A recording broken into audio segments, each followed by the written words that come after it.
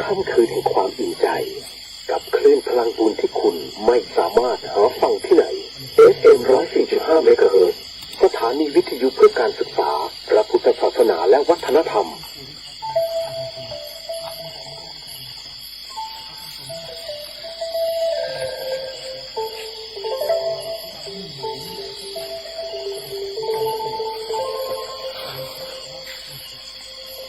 รายการนี้ไม่เหมาะกับเด็กอายุต่ำกว่า 15 ปี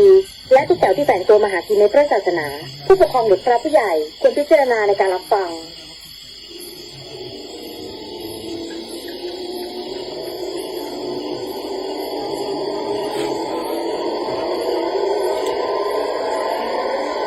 ดึกเฮียน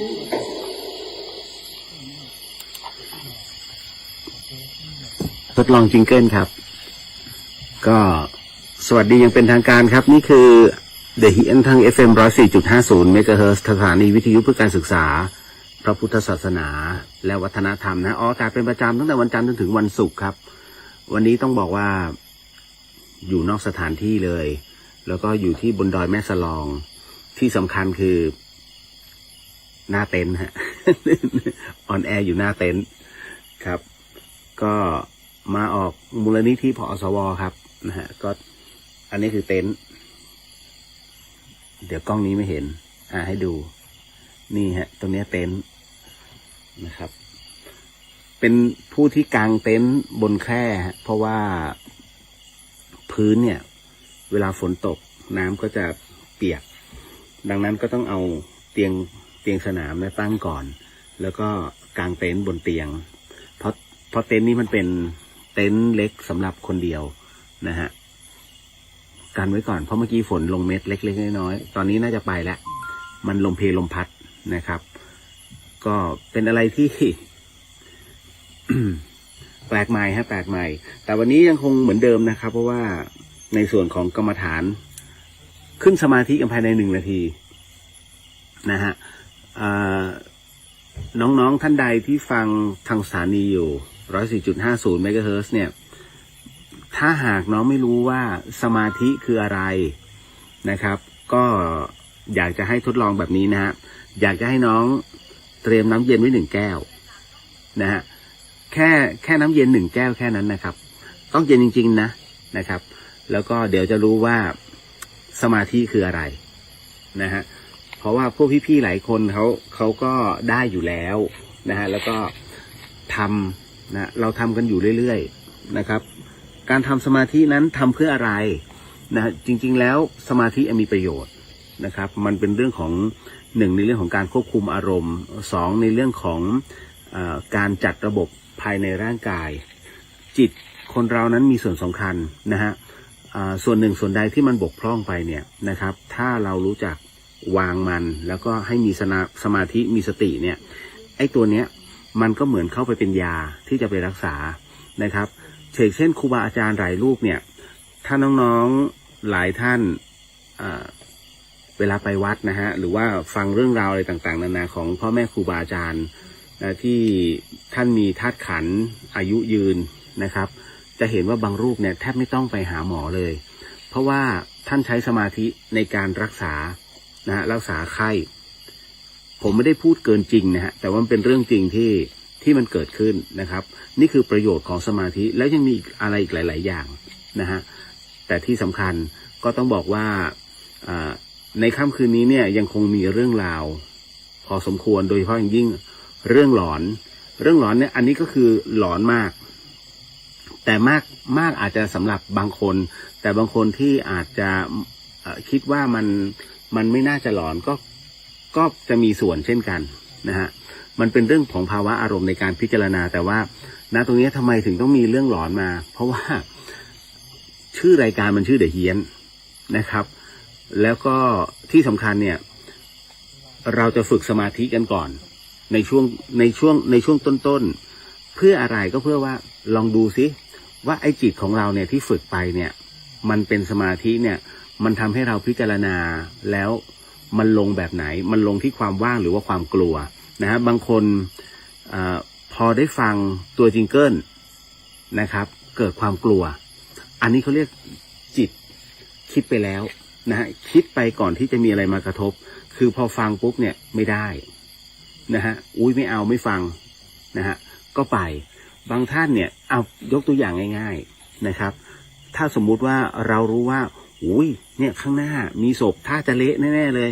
อุ้ยไม่เอาอ่ะไม่ดูได้ไหม ปรากฏว่าพอไปถึงปุ๊บเนี่ยเป็นศพจริงๆแต่ศพอย่างอื่นไอ้ที่เละคือขนมเค้ก นะมันไม่เหมือนกับที่ตัวจิตเราคิดไปแล้วไม่ใช่นะฮะดังนั้นเนี่ยเดี๋ยวลองดูว่าจิตเราที่เคยทำงานในลักษณะของการเป็นสมาธิแบบนี้นะฮะพอมาเจอเรื่องแบบนี้ที่ดูว่าน่ากลัวมันไปกระทบเนี่ยไหวไหม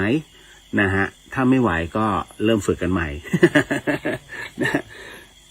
สิ่งที่พี่เลียวสอนขออภัยอย่าใช้คำว่าสอนสิ่งที่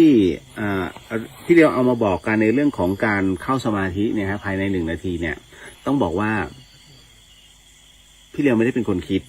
นะฮะอันนี้ก็โมทนาสาธุครับกับพ่อแม่ครูบาอาจารย์นะก็คือหลวงพ่อเยื้องขันติพโลแห่งวัดเขาสารานะครับท่านเป็นผู้ที่แนะนำแล้วก็ริเริ่มนะเนื่องจากว่าพอเราได้ทดสอบแล้วนะฮะจริงๆไม่ใช่หรอกท่านกล้าที่จะท้าเราก็กล้าที่จะทดลองพอเราทำแล้วมันมีความรู้สึกว่าเฮ้ยมันขึ้นได้จริงๆภายใน1 นาทีคือของดีมันต้องบอกต่อไงแล้วก็ไม่เสียเงินด้วย นะฮะครับเดี๋ยวขอทักทายก่อนเนาะนะแล้วเดี๋ยวเราก็จะมาว่าสมทานศีลกันนะครับว่าวันนี้ก็ดำเนินรายการไปเรื่อยๆไม่ได้มีอะไรก็คือพูดคุยกันเพราะว่าเอาจริงนะเดี๋ยวเลิกตี 1เนี่ยคืนนี้เสร็จปุ๊บผมก็ต้องตื่นตี 5เพราะว่าเขาจะเดินทางกันออกไปที่หน่วยฮะ6:45เราต้องเดินทางไปแล้วเพราะบนดอยแม่สลองตอนนี้เนี่ยค่อนข้างจะหนาวนะฮะอากาศจะเย็นๆฮะแต่ว่าด้านในอาคารเห็นว่าร้อนนะครับแต่ว่ากลุ่มพี่เลียว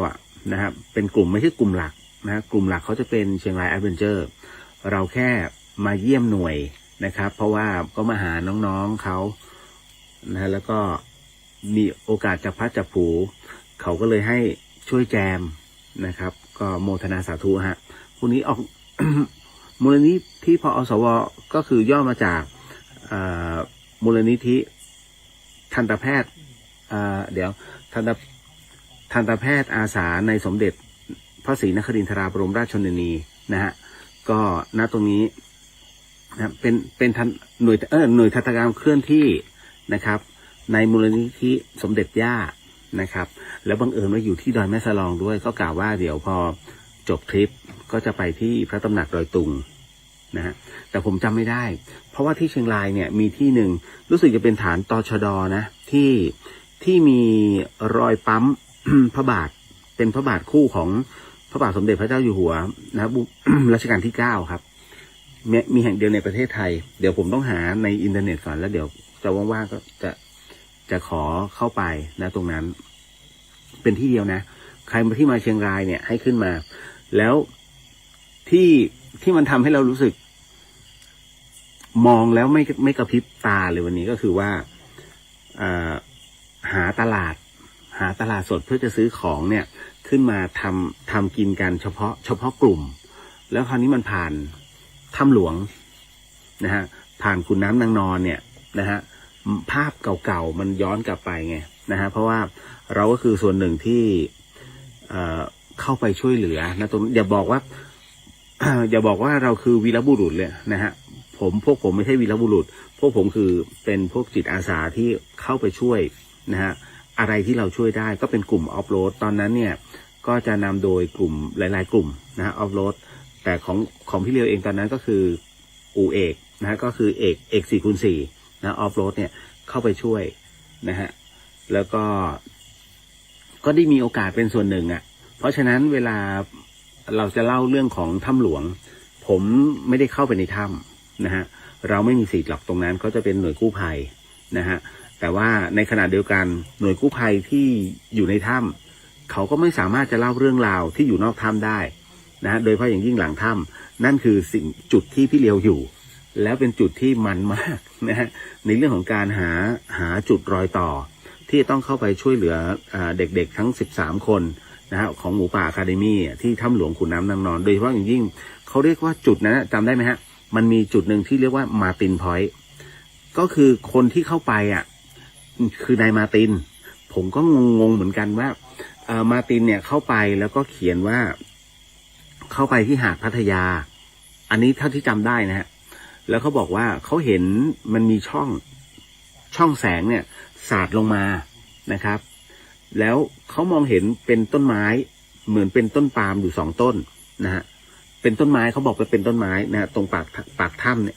ปากตรงปล่องแสงเป็น2 ต้นอยู่2 ต้นนะฮะโอ้ยทุกคนก็กุลีกุจอนะฮะพยายามจะต้องหาระดมนักปีนเขามาเรียกว่าเป็นร้อยใช้คำว่าเป็นร้อยแม้กระทั่งผู้ที่ปีนสำรวจรังนกเนี่ยเขาก็มาดูตามช่องถ้ำต่างๆซึ่งถ้ำหลวงเนี่ยเอาจริงเนี่ยมันมีมากกว่า20 ถ้ำนะฮะมันไม่ใช่แค่ตัวถ้ำหลวงคือถ้ำใหญ่ถ้ำขุนน้ำนางน้อยอีกถ้ำหนึ่งถ้ำหาดทรายเหลืองอีกถ้ำหนึ่งนะถ้ำห้วยทรายเหลืองอีกถ้ำหนึ่งถ้าจำไม่ผิดนะฮะตรงสระมรกตนั่นนะฮะที่สำคัญมันจะมี3 ถ้ำก็ผมก็จะไปแค่ไอตรงห้วยทรายหาดทรายเหลืองเนี่ยนะฮะอันหนึ่งนะครับถ้ำทรายเหลืองนะอันหนึ่งแล้วก็ถ้ำหลวงดูแค่ปากถ้ำเพราะว่าคนเขาเยอะนะครับแล้วจากนั้นทุกคนเนี่ยเขาก็มาที่เขาเรียกตรงหลังถ้ำนะครับบ้านหลังถ้ำซึ่งตรงนั้นมันจะเป็นป่าข้าวโพดอันนี้แหละพวกออฟโรดเนี่ยมีด้วยกัน3 คันเนี่ยโอ้โหเที่ยวรับเที่ยวส่งทั้งนาวิกสหรัฐทั้งกู้ภัยโอ้ทั้งทหารหน่วยต่างๆเข้ามาอยู่3 คันสลับ ไปส่งไปเราก็มานั่งคิดเดี๋ยวนะเอามาร์ตินมาเนี่ยมาร์ตินเขาเห็นจากข้างในเขาเห็นจากข้างในถ้ำหลวงเขาเห็นว่ามีช่องอยู่เนี่ยอยู่ตรงหลังคาเนี่ยฮะเป็นช่องปล่องคือมองจากข้างในมันเห็นอยู่2 ต้นแต่พอออกมาข้างนอกเนี่ยต้นไม้มันเป็นล้านต้นแล้วไอ้2 ต้นที่ปากถ้ำตรงไหนวะ เข้าใจใช่ไหมฮะเพราะฉะนั้นมันเป็นการปูพรมหาทั้งหมดทั้งมวลโดยใช้แผนที่ก็คือของพี่เลียวเนี่ยหัวหน้าหน่วยตรงนั้นก็คือกือชื่ออะไรวะเดี๋ยวอะไรสอนเอกวะเดี๋ยวจำไม่ได้ละ อนุกูลนะฮะก็นำโดยคุณอนุกูลสอนเอกนะฮะคือเป็นคนไทยคนเดียวที่เขาลงไปช่วยผู้ที่ติดในเหมืองนะฮะที่เปรูแล้วก็ที่ไปช่วยแผ่นดินไหวที่เนปาลเนี่ยคนนี้เลยแล้วเขาก็มาเป็นคนนำแล้วก็เอากู้ภัยต่างๆเนี่ยนะฮะนักปีนเขาระดมนักปีนเขาเจ๋งๆของเขาเลยทีมกู้ภัยเขาที่เขาฝึกมาเนี่ยจากทั่วประเทศขึ้นไปผมก็ได้มีโอกาสติดสอยห้อยตามไปด้วยเราไม่เก่งหรอกนะฮะเพียงแต่ว่าเอาว่าไปก็ไปไหนๆก็ไหนๆแล้วช่วยกัน นะฮะก็เข้าไปนะฮะแม้กระทั่งกลุ่มราชมงคลของเชียงรายเองซึ่งไปวัดพิกัดดาวเทียมก็ต้องไปก็เข้าไปเจอเรื่องราวแปลกๆมากมายจำได้เลยฮะนะครับแม้กระทั่งเรื่องจิตวิญญาณก็เจอที่นี่เลยฮะขุนน้ำนางนอนแล้วหลังจากนั้นเสร็จปุ๊บเนี่ยมันก็มีอะไรที่มากมายเป็นประสบการณ์ที่ดีมันทำให้ผมไม่ลืมไงพอวันนี้ผ่านปุ๊บเราก็มองแล้วภาพมันย้อนกลับไปนึกเหตุการณ์ตรงนั้นเราก็13 คนป่านนี้มันเป็นไงบ้างวะ มันจะรู้ไหมพวกเราขนาดนี้ อะไรอย่างเงี้ยนะฮะก็บ่นกับตัวเองเสร็จปุ๊บก็นั่นแหละฮะจนกระทั่งผ่านขึ้นมาผมวันนี้ก็ว่าจะเข้าไปกราบ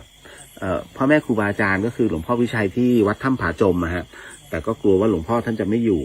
นะก็เลยไม่ได้แวะเดี๋ยวว่าวันขากลับจะแวะไปนะครับเมื่อกี้ที่พูดไปในเรื่องของขึ้นกรรมฐานภายในนั่งสมาธิภายใน1 นาทีนะครับก็เดี๋ยวสักครู่นะเดี๋ยวเรามาว่าสมทานศีลก่อนน้องๆอาจจะเบื่อใช่ไหมโอ้ทำไมจะต้องมีสมทานศีลน้องมันก็นิดนึงนะคือบางทีเนี่ย อย่าคิดว่าเรื่องราวแบบเนี้ยมันไม่มีจริงแล้วคิดว่ามันจะไม่เกิดผลกระทบนะฮะเอาง่ายๆตั้งแต่จัดรายการมา10 กว่าปีเอาแค่เฉพาะช่วงที่จัดรายการมา15 ปีเนี่ยคนที่คิดว่าเรื่องราวแบบนี้ไม่มีจริงแล้วตัวเขาตายใน Facebook ที่เรียกเกือบ50 คนนะฮะเกือบ50 คนแล้วไม่รวมญาติเขานะถ้ารวมญาติเขาเป็น100ที่เข้ามาใน Facebook แล้วโพสต์ขอแสดงความเสียใจอุ้ยใจหายมากเลยโอ้เมื่อเช้ายังคุยกันอยู่เลยเนี่ยฮะแล้วยังไงต่อนะฮะตายแล้วไม่สูญนะฮะ ต้องบอกก่อนเลยฮะ นะฮะเพราะว่าดวงจิตมันต้องทำงานอยู่นะฮะถ้าตายแล้วสูญนี่มิจฉาทิฏฐิเลยนะครับเอาละเดี๋ยวขออนุญาตพูดคุยก่อนแล้วก็เราจะมานั่งสมาธินะครับไม่ถ้าเอาง่ายๆเดี๋ยวตอนนี้มัน5:18 นาทีถ้าน้องอยากฟังเรื่องราวเรื่องหลอนหรือว่าตอบคำถามน้องเข้ามาในรายการได้ใหม่ตอนเกือบจะเที่ยงเอาสัก5:40น้องเข้ามาก็จะเป็นเข้าสู่ในเนื้อคือผมเข้าใจเด็กบางคนเบื่อนะครับเด็กบางคนไม่อยากนั่งสมาธิฉันไม่เชื่อหรอกบางคนไม่อยากสมาทานศีลแต่น้องรู้ไหมวันหนึ่งมันจะมีประโยชน์เพราะคำถามที่เข้ามากับเรื่องราวที่เจอมาวัยรุ่นทั้งสิ้นนี่ไงที่ไม่เชื่อแต่มาถามพี่เลียวคำถามพี่เลียวเนี่ยตรงเนี้ยถ้ารวมเบ็ดเสร็จแล้วนะผมตอบมาเกือบ 5,000 คำถามแล้วนะฮะต้องบอกก่อนนะอันนี้ชุดที่2เนี่ยล่อเข้าไป721แล้วตั้งแต่ต้นที่จัดนะฮะสำหรับเพจนี้เลยนะฮะ721 คำถามเข้าไปแหละไม่รวมเก่าๆนะโอ้เป็นพันนะผมตอบมาแล้ววัยรุ่นซะส่วนใหญ่นะฮะวัยผู้ใหญ่ส่วนใหญ่จะหนักไปทางสมาธินะครับเขาจะไม่มาสงสัยในเรื่องราวแบบนี้เพราะว่าประสบการณ์มันสอนระยะเวลาไทมิ่งของชีวิตเนี่ยมันสอนให้เขาเข้าใจแล้วเพราะฉะนั้นบรรดาของผู้ใหญ่ทั้งหลายเนี่ยมักจะไม่ค่อยมีคำถามแต่เด็กๆวัยรุ่นทั้งหลายเนี่ยน้องยังไม่เคยผ่านประสบการณ์หรือว่าการเวลาที่มันจะต้องเผชิญกับโลกนะฮะดังนั้นเนี่ยเขาจึงมีคำถามขึ้นมาก่อนคนที่ถามเนี่ยต้องบอกว่าเขาถามเพราะว่าต้องการเป็นไกด์ไลน์ในชีวิตนะฮะการถามคำถามเหล่านี้เพื่อให้ได้ประโยชน์กับตนเกิดเป็นคนต้องสงสัยนะน้องถ้าเกิดเป็นคนแล้วน้องไม่สงสัยอ๋อใครว่าอะไรมาครับค่ะได้ครับพี่ดีครับผมเหมาะสมคำท่าน3 อย่างเนี่ยสำหรับผู้ที่ต้องการเจริญในทางราชการจำไว้นะได้ครับพี่ดีครับผมเหมาะสมครับท่านนะรับรองตำแหน่งเลื่อนปื๊ดแข้งนายมันเป็นแผลนะฮะแต่ในทางธรรมมันใช้ไม่ได้นะครับมันจะใช้เรื่องราวแล้วนะทางธรรมที่ใช้ได้ที่สุดก็คือความซื่อสัตย์กับตัวเองแค่นั้นเลยนะครับเดี๋ยวขออนุญาตพูดคุยกันก่อนเนาะนะฮะ ขออภัยนะฮะวันนี้มันค่อนข้างจะฉุกละหุกหน่อยเพราะมันหน้าเต็นท์ไงแล้วก็หลังจากพรุ่งนี้จะเข้าตัวเดียวนะก็คือเข้าตัวนี้แล้วใช้แท็กเอานะเพราะว่าอีกอันนึงผมจะเปิดให้โฟนอินเข้ามานะครับพรุ่งนี้จะมีเล่าเรื่องหลอนผ่านโฟนอินนิดนึงโต้ตอบมันก็เลยต้องใช้เครื่องเดียวนะครับลิลลี่สวัสดีครับพี่เลียวสวัสดีครับกุ๊กกิ๊บสวัสดีนะคะพี่เลียวคุณแม่ฝากสวัสดีด้วยค่ะฝากสวัสดีคุณแม่ด้วยขอบคุณมากสวัสดีด้วยค่ะกุ๊กกิ๊บนะฮะแล้วก็มาเป็นพี่สุสวัสดีค่ะน้องเลียวแล้วก็ทุกท่านคุณนิชาภาน้ำเย็นลงมาแค่ลิ้นปี่ค่ะไม่เป็นไรนะฮะแรกนะฮะให้รู้ว่าเย็นเป็นพอแล้วเดี๋ยวเราดื่มใหม่ก็ได้แล้วก็ค่อยๆจับความเย็นลงไปเพราะบางทีบางท่านชอบดื่มน้ำตามอุณหภูมิหรือว่าน้ำอุ่นพอน้ำเย็นเนี่ยมันก็เข้าไปแบบนะมันเข้าไปแบบไม่หมดส่วนใหญ่ก็จะอยู่แค่ลิ้นปี่นอกจากว่าเราค่อยๆผ่อนค่อยคลายแล้วเดี๋ยวความเย็นมันจะไหลลงมาอีกทีมันจะมาถึงตรงสะดือแล้วพอถึงเลยสะดือลงมาถึงกระเพาะแค่ตรงนั้นเลยนั่นแหละฮะเอาต่อมา พี่ขวัญตาสวัสดีค่ะคุณเลียวสวัสดีครับผมนะฮะคุณวรินทร์สวัสดีค่ะคุณเลียวสวัสดีฮะคุณมุนะบรรยากาศให้มากมากเลยค่ะ บรรยากาศชวนวิ่งใช่ไหมฮะ นะฮะมีน้องๆเขายังไม่ได้นอนอยู่ก็มีนะครับแล้วก็มาถึงด้านนี้เอาแล้วตัวมันเล็กนะผมไม่ได้ใส่แว่นนะฮะคุณปริญญาสวัสดีครับพี่เลียวสวัสดีครับนะฮะแล้วก็มาคุณเฉลิมพลสวัสดีครับพี่เลียวสวัสดีฮะน้องสาวินีสวัสดีค่ะถ้าสามีบวชแล้วเนี่ยเอาเงินให้ลูกเมียแบบนี้ผิดไหมคะถ้าเอาเงินให้เมียนะฮะคืออย่างนี้อันนี้เข้าใจสำหรับผู้ชายที่มีห่วงนะครับอยากจะบวชนะฮะเพื่อที่จะทำความเข้าใจกับพระพุทธศาสนาแล้วก็คืออยากจะทำให้จิตสงบแต่มันติดตรงที่ว่าแล้วลูกเมียจะอยู่ยังไงนะคราวนี้พอติดตรงที่ว่าลูกเมียจะอยู่ยังไงเสร็จปุ๊บมันเป็นตัวขวางทันทีฮะเพราะมันคือตัวสงสัยมันเป็นข้อขวางก็คือทำให้กังวลณตรงเนี้ยนะฮะจริงๆแล้วถ้าเอาเงินให้เมียผิดแต่ถ้านะฮะแต่ถ้าสมมุติว่าปัจจัยที่ได้มาเราพระท่านไม่อยากรับเพราะมันคือเครื่องบาดใจปัดตรงเนี้ยให้ลูกเพื่อเป็นการศึกษาสำหรับลูกไม่เป็นไรนะฮะเอาไปลูกเอาไปเรียนคล้ายๆส่งลูกเรียนแต่มันจะเป็นชี้ช่องว่า ก็คือลูกก็เอาไปให้แม่เป็นการดำรงชีพแต่ถามว่าผิดไหมมีพระหลายๆรูปท่านก็เป็นการส่งเสียสิทธิ์ของท่านเรียนในที่สูงๆจนจบปริญญาหลายๆท่านก็มีนะฮะเพราะฉะนั้นเนี่ยมองว่าถ้าเป็นการส่งให้ลูกเนี่ยนะในเรื่องของการศึกษาไม่ผิดแต่ถ้าส่งให้เมียในการเลี้ยงดูอันนี้ผิดครับนะฮะไม่เหมาะนะครับต่อมาคุณสุวรรณยาสวัสดีค่ะว้าวนะฮะสุดยอดนะฮะธรรมชาตินะฮะก็พยายามฮะผมก็พยายามเหลียวหลังฮะ ต่อดีครับอ้ายแล้วก็ญาติธรรมทุกท่านสวัสดีครับพี่วรันทรสวัสดีค่ะสวัสดีครับพี่นะฮะคุณชนิดาสวัสดีค่ะสวัสดีฮะคุณจินชาสวัสดีค่ะคุณเลียววันนี้ถ้าเล่าเรื่องหลอนบรรยากาศนะน่าจะอิน ใช่ผมก็ว่างั้นนะฮะมีฮะมันเป็นเรื่องราวคืออย่างนี้มันเป็นเรื่องที่น้องเขาไปสองคนกันที่ในสถานที่แห่งหนึ่งแล้วมันเกิดเรื่องราวขึ้นมาจนสองคนเนี่ยเขาแบบผวาทั้งคืนนะฮะเดี๋ยวก็จะมาเล่าให้ฟังนะครับอีกอันนึงเนี่ยที่อยากจะบอกเหลือเกินนะฮะผมไม่ใช่ผู้วิเศษพี่เดียวไม่ใช่ผู้วิเศษนะฮะแค่คนหนึ่งที่มาจัดรายการเรื่องผีคืออย่างนี้ที่ต้องพูดอย่างนี้เพราะว่าน้องเขาเนี่ยวันนี้พอดีเขาเพิ่งสูญเสียพี่ชายใช่ไหมพี่ชายป่ะเดี๋ยวแล้วปรากฏว่าเขาไม่ให้หมอฉีดยาเพราะเขาอยากจะให้พี่เขาฟื้นนะฮะเหมือนที่ผมเป็นแล้วบอกว่าให้ผมนะช่วยหน่อยโอ้โหผมเดี๋ยวจะมาตอบให้นะฮะอันนี้ฟังแล้วมันสะเทือนใจเพราะว่าผมอ่านข้อความที่น้องเขาส่งมาแล้วมันเห็นภาพตัวเองตอนที่ตัวเองตายนะครับภาพตัวเองตายเป็นแบบไหน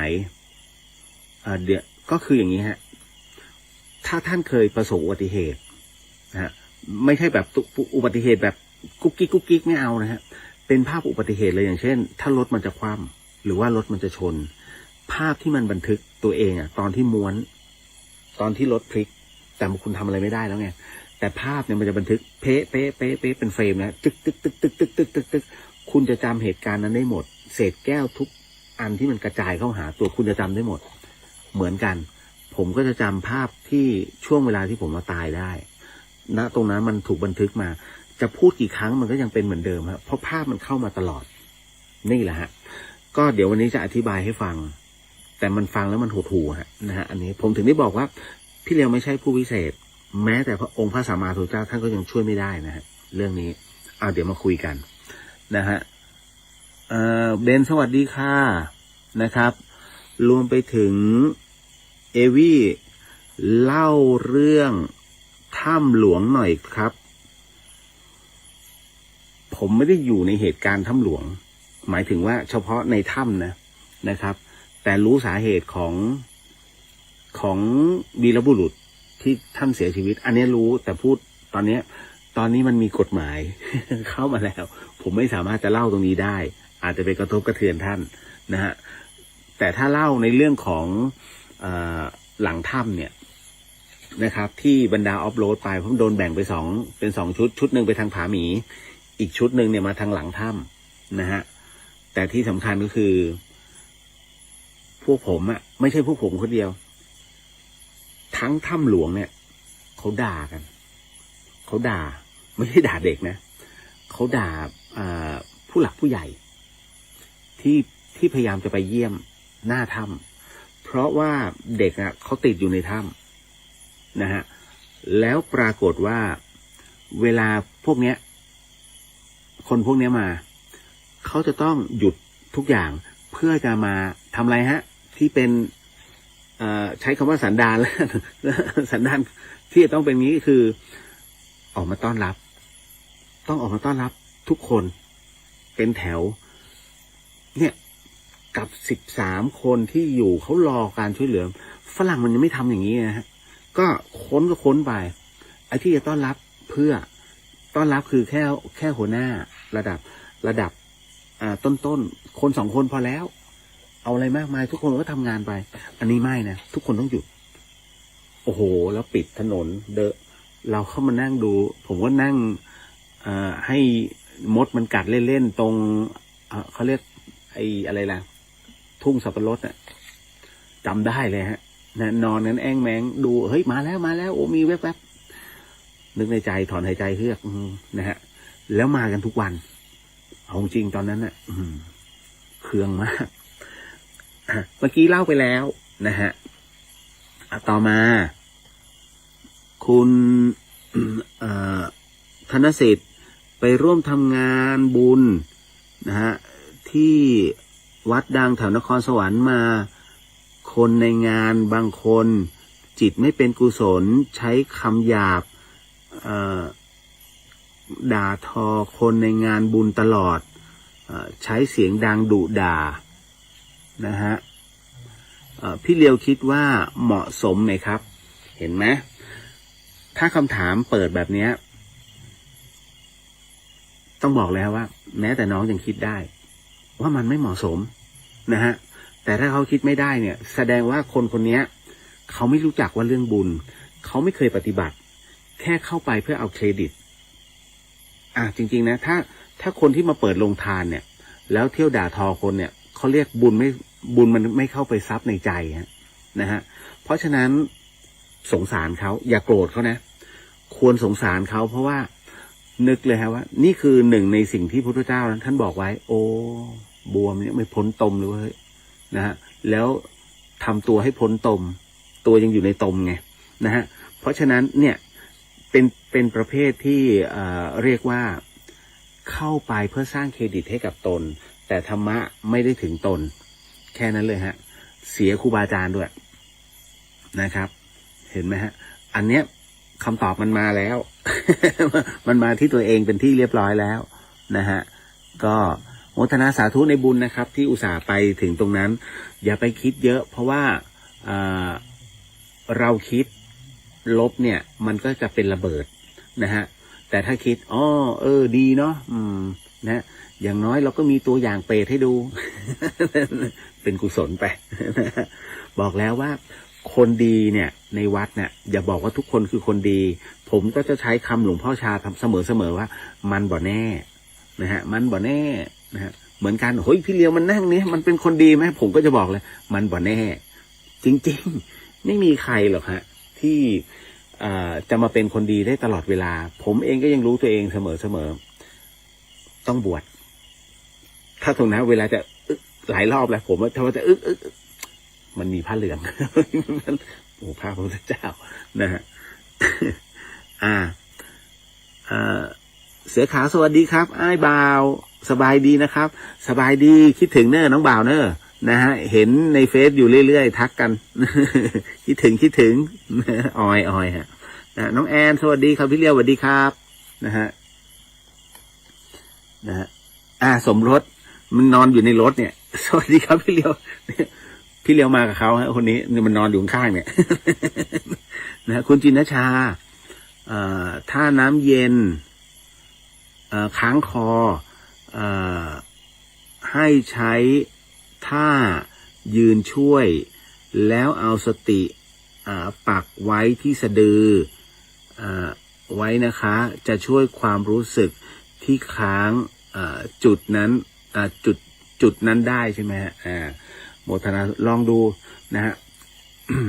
นะฮะน้องแมมสวัสดีครับพี่เลียวหลอนมากมาทักทายค่ะแล้วไปนอนก่อนค่ะพรุ่งนี้ฟังย้อนหลังเอาจ้าพี่พินสวัสดีค่ะนะพี่อรพินนะฮะเข้ามานะสมรสพี่เลียวอากาศเย็นไหมครับ ผมอยู่ในรถนะเย็นไม่ได้เปิดพัดลมอยู่นะฮะคุณจานสวัสดีครับพี่เลียวสวัสดีครับผม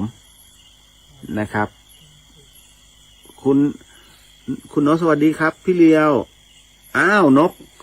จากชลบุรีสวัสดีครับนกสบายดีนะนะครับก็น้องๆที่เข้ามาฟังใน FM 104.50 เมกะเฮิรตซ์ครับถ้าน้องมีน้ำเย็นอยู่1 แก้วตอนนี้นะครับนะฮะคืออย่างนี้ขั้นตอนในการขึ้นกรรมฐานขึ้นสมาธิหมายถึงว่าให้รวมสติลงไปเป็นสมาธิเนี่ยภายใน1 นาทีแล้วสมาธินั้นมันเป็นความว่างได้ทันทีนะฮะแต่น้องต้องมีน้ำเย็น1 แก้วนะครับไม่ต้องล้นนะฮะเอาให้มันพร่องจากปากแก้วสัก2 คืบนะฮะ2 ข้อไม่2 คืบนะฮะวิธีการก็คือให้น้องนั่งคุกเข่านะฮะยืดตัวตรงแล้วก็ยกน้ำดื่มทันทีฮะพอดื่มเสร็จปุ๊บเนี่ยนะครับคราวนี้เราก็ให้ตามระลึกถึงความเย็นนั้นนะฮะเอาแค่นี้ก่อนแต่ก่อนอื่นเดี๋ยวขออนุญาตเรามาสมทานศีลกันก่อนเนาะนะฮะขออนุญาตนะครับเดี๋ยวผมจะนำท่านใดที่ไม่สามารถจะกล่าวตามได้เนี่ยใช้จิตโมทนาตามเอานะฮะ ว่านะโม3 จบนะครับสาธุสาธุสาธุนะโมตัสสะภะคะวะโตอะระหะโตสัมมาสัมพุทธัสสะนะโมตัสสะภะคะวะโตอะระหะโตสัมมาสัมพุทธัสสะนะโมตัสสะภะคะวะโตอะระหะโตสัมมาสัมพุทธัสสะพุทโธธัมโมสังโฆศีลข้อ 1ไม่ฆ่าสัตว์ศีลข้อ 2ไม่ลักทรัพย์ศีลข้อ 3ไม่ประพฤติผิดในกามศีลข้อ 4ไม่พูดเท็จศีลข้อ 5ไม่ดื่มสุราและของมึนเมาบัดนี้ข้าพเจ้าตั้งใจรักษาศีลแล้วบัดนี้ข้าพเจ้าคือผู้มีศีลข้าพเจ้าผู้มีศีลละอายต่อการทำความชั่วกลัวต่อผลของบาปกรรมข้าพเจ้าผู้มีศีลมีหิริโอตปะมีกายเป็นมนุษย์มีใจเป็นเทวดาเป็นมนุษย์เทโวเข้าถึงความเป็นสหายกับเหล่าเทวดาทั้งหลายณบัดนี้ข้าพเจ้าทั้งหลายขออดโทษลดกรรมที่ข้าพเจ้าประมาทพลาดพลั้งในช่วงวันนี้ลงในฉับพลันและขอให้กรรมดีที่ข้าพเจ้าหรือเหล่ากัลยาณมิตร ได้ทำไว้นั้นขอจงมาแทรกส่งผลบุญนี้ให้ข้าพเจ้าได้มีความสุขและประสบผลสำเร็จตลอดไปเทินสาธุสาธุอนุโมทามินะครับเอาละฮะ คราวนี้เดี๋ยวเราก็จะมาลองกันนะครับท่านใดที่มีน้ำเย็นอยู่นะครับหรือท่านใดที่ไม่มีน้ำเย็นแต่เคยฝึกแล้วความเย็นนั้นยังอยู่นะฮะคุณกุงสวัสดีค่ะคุณเลียวสวัสดีค่ะคุณกุงนะฮะกรรมฐานน้ำเย็นอันเนี้ยฮะมันเป็นกุศโลบายผมต้องบอกก่อนนะฮะเนื่องจากว่า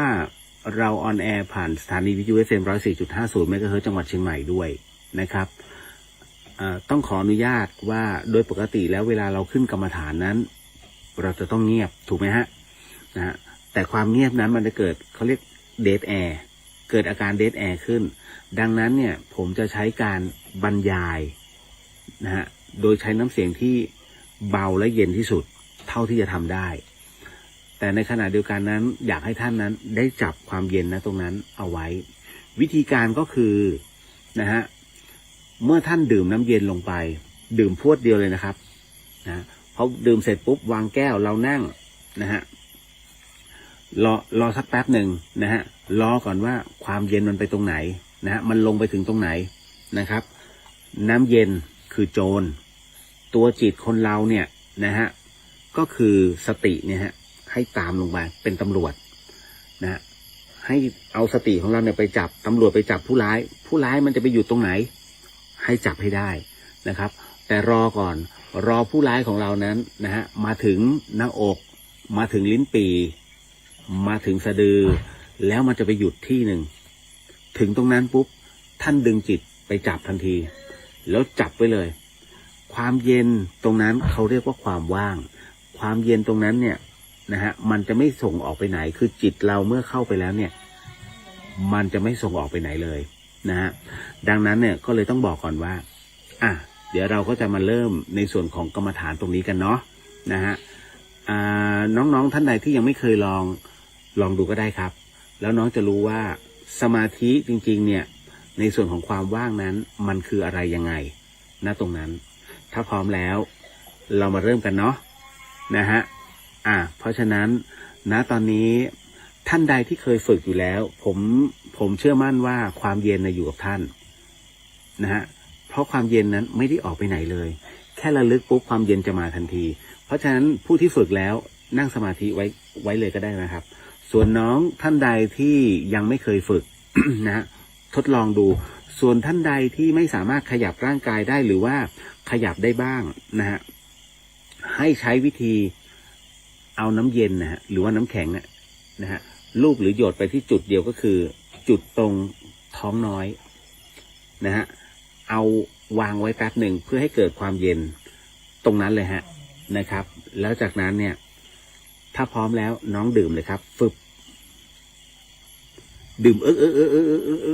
ลงไปเลยนะครับเอาละ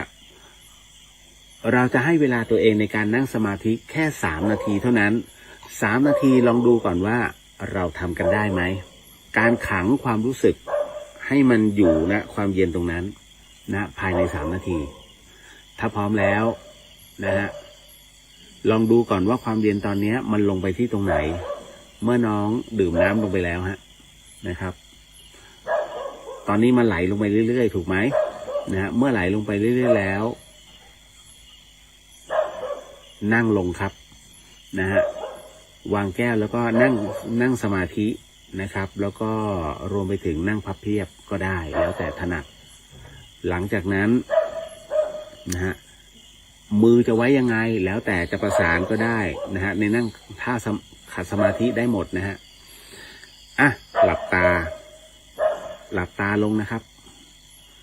แล้วจากนั้นความเย็นมันลงไปตรงไหนให้นำความรู้สึกนั้นตามจิตลงไปครับให้ตามจิตลงไปนะฮะลงไปจับมันนะฮะจับลงไปที่ความเย็นนะฮะ เราจะรับรู้ทันทีว่านี่คือความว่างที่เกิดขึ้นนะครับในส่วนของความเย็นเพราะฉะนั้นเนี่ยเลยต้องบอกก่อนว่าเมื่อน้องจับตรงนั้นได้แล้วจิตจะไม่ส่งออกไปไหนนะฮะจิตไม่มีกายครับนะฮะจิตจะไม่มีธาตุขันธ์นะฮะรูปรสกลิ่นเสียงสัมผัสมันจะไม่มีมันจะอยู่กันเพราะมันคือความว่างนะครับหรือแม้แต่ว่าหลายๆท่านเนี่ยอยากจะรู้ว่าจิตนั้นมันไปจับที่ธาตุไหมดินน้ำไฟลมของเราก็คือความร้อนความอะไรต่างๆไม่มีครับจิตจะไม่จับธาตุมันจะเป็นความว่างครับตอนนี้นะฮะ1 นาทีกำลังผ่านไปดูว่าจิตของเราไปจับได้ไหมตรงความเย็นนะฮะที่อยู่ที่ท้องของเรา1 นาทีผ่านไปท่านใดที่จิตยังไม่ส่งออกเก่งมากครับไม่ต้องส่งออกไปไหนไม่ต้องไปจับที่ลมหายใจลืมได้เลยฮะนะครับที่เราเคยฝึกเอาไว้พักไปก่อนนะครับเราใช้ความเย็นในการจับมันนะครับไม่ต้องไปตามนะฮะลมหายใจถ้าตามหมายถึงว่าจิตของเราเนี่ยมันย้อนกลับไปนะมันไปจับณตรงนั้นอีกแล้วซึ่งมันจะไม่ว่างแต่ถ้าไม่จับไปจับที่ความเย็นมันคือความว่างครับนะฮะมันจะไม่ส่งออกไปไหนผ่านไปนาทีกว่าครับนะฮะหลายท่านทำได้แล้วนะฮะนะครับ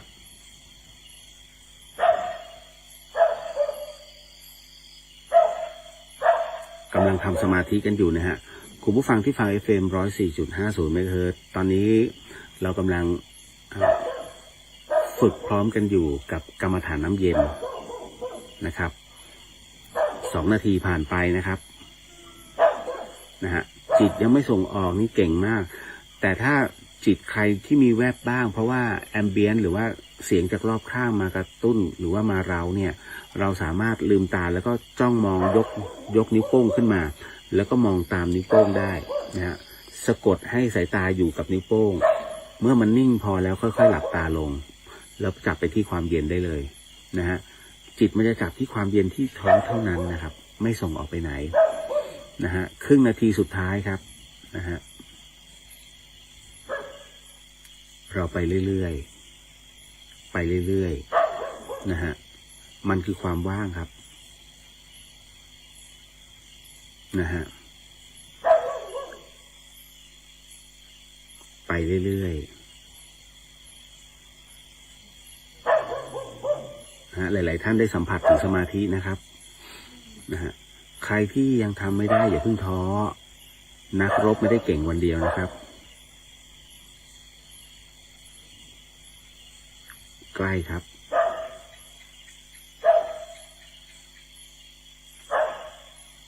เราส่งจิตนะฮะให้เป็นความว่างให้ได้จับไปที่ความเย็น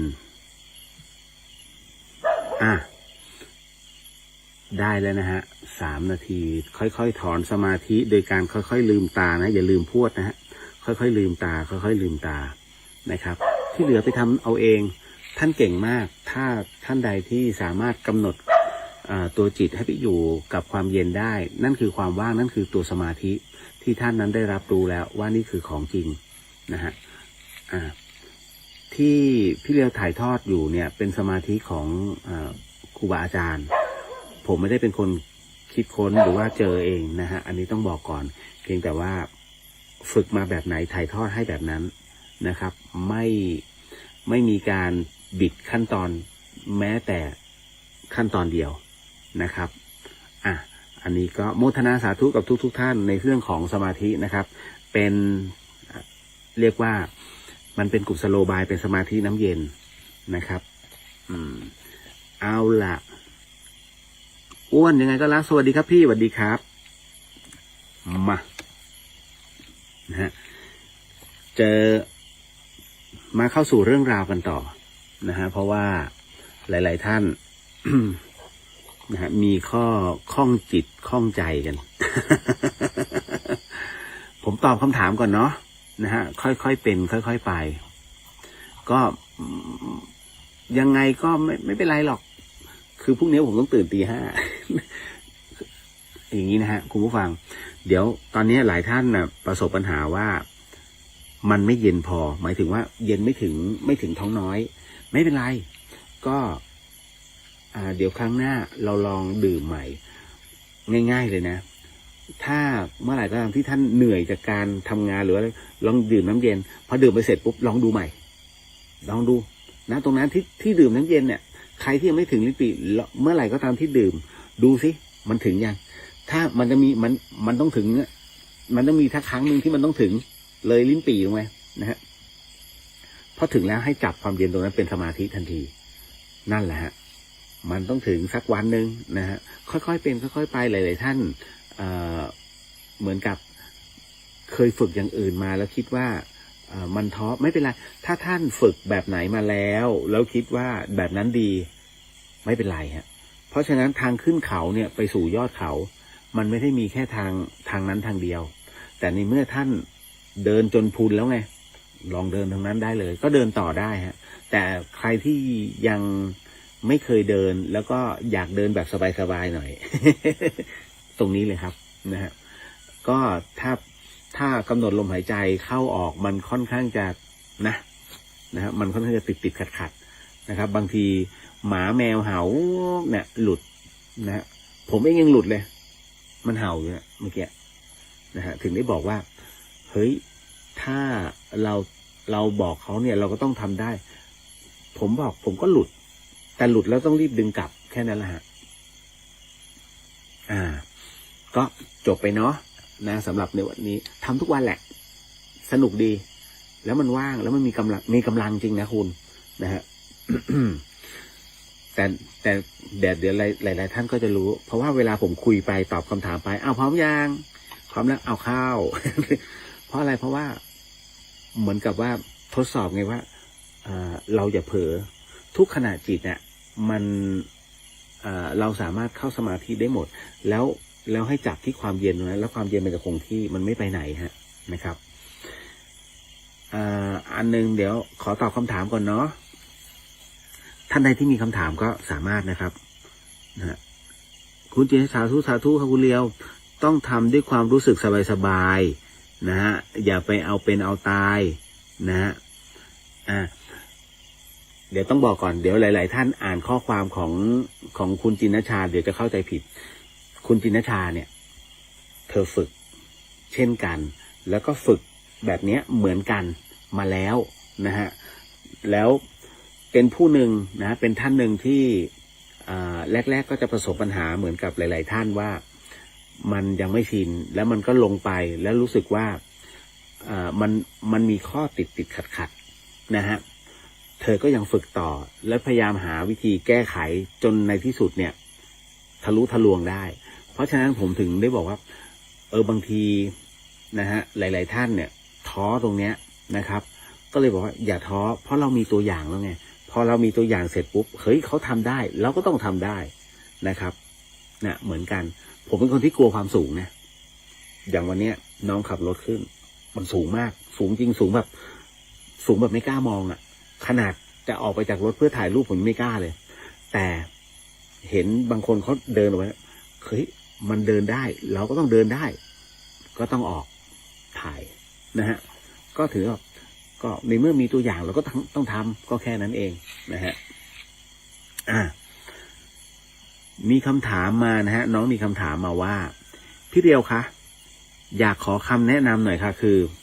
คุณพ่อเป็นเส้นเลือดแตกในสมองแล้วคราวนี้กินยาสลายริ่มเลือดไปแล้วก็มีอาการดีขึ้นแต่รูปแบบของการเคลื่อนไหวนั้นเปลี่ยนไปคือมือซีกขวาจะเกร็งขยับได้แต่ช้าการเคลื่อนมองของสายตาก็ช้ายิ่งเดินนั้นเนี่ยเหมือนเดินแบบคนสะโพกไม่ดีคือกระเพกเชิงเขย่งหนูก็มาคิดรูปแบบการเดินอันนี้อะไรการเดินพอและมือมันเหมือนปูพอเห็นรูปแบบการเดินของพ่อและมือของพ่อนั้นเหมือนปูเลยค่ะก็นึกย้อนกลับไป ว่าเมื่อก่อนนั้นพ่อจะชอบกินปูแล้วก็ไปเลือกปูมานึ่งอยู่เรื่อยๆอยากทราบว่านี่คือกรรมที่ไปกินปูหรือเปล่าคะแล้ววิธีแก้ไขอย่างไรบ้างขอบคุณค่ะโอ้โหตายเข้าใจแล้วคืออย่างนี้ฮะคุณผู้ฟัง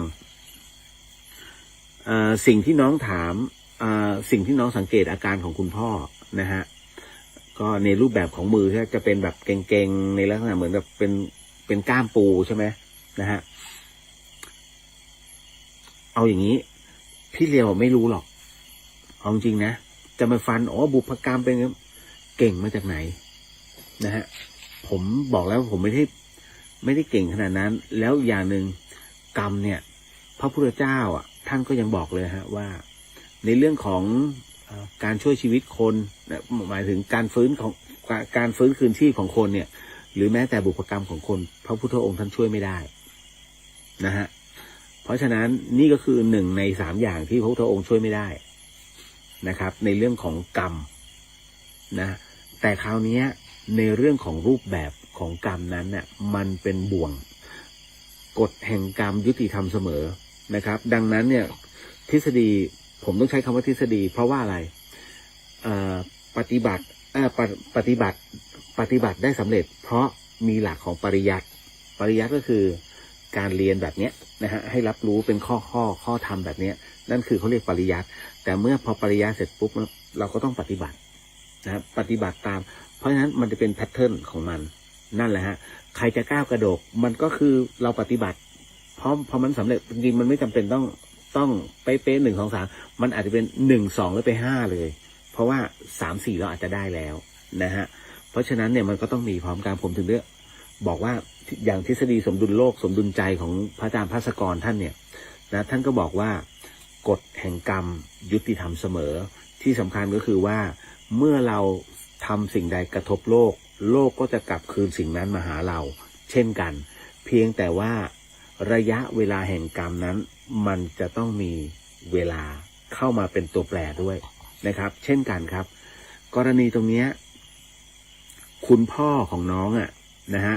มีลักษณะที่คล้ายๆปูเหตุเพราะว่าอันที่หนึ่งให้คิดก่อนว่า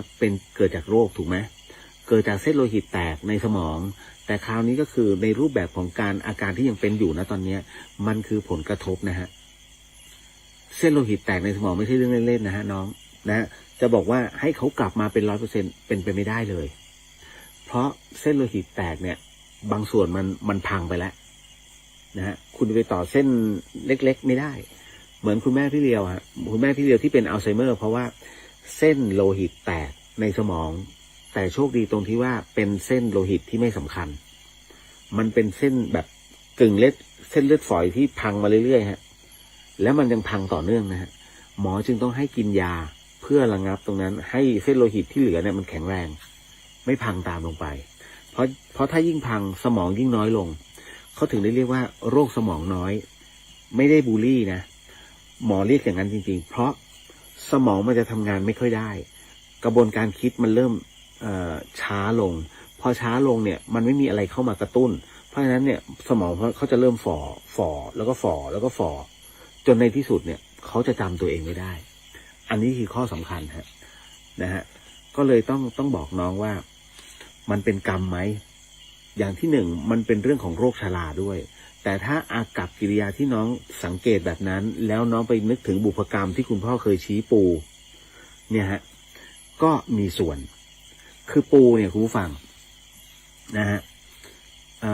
อันนึงผมบอกผมโมทนากับคุณนายจันทร์ฉายมากเพราะว่าเวลาแกทำบุญเนี่ยแกไปปล่อยปูซึ่งผมเนี่ยเคยบอกมานานแล้วว่าปูเนี่ยนะฮะผมจะเรียกแกพี่ดนัยปูเนี่ยสำคัญที่สุดพี่ดนัยเวลามันขึ้นมาจากมันขึ้นไปทะเลปุ๊บเนี่ยถ้ามันไม่โดนแช่เย็นเนี่ยมันจะโดนมัดมือก่อนเลยมันต้องมัดไงนะฮะเพราะแล้วมันไม่เคยได้รับอิสรภาพจนมันเข้าเตามันไปเข้าซึ้งนะแล้วมันก็ตายเพราะฉะนั้นระยะเวลาที่ถูกทรมานตั้งแต่โดนจับเลยฮะ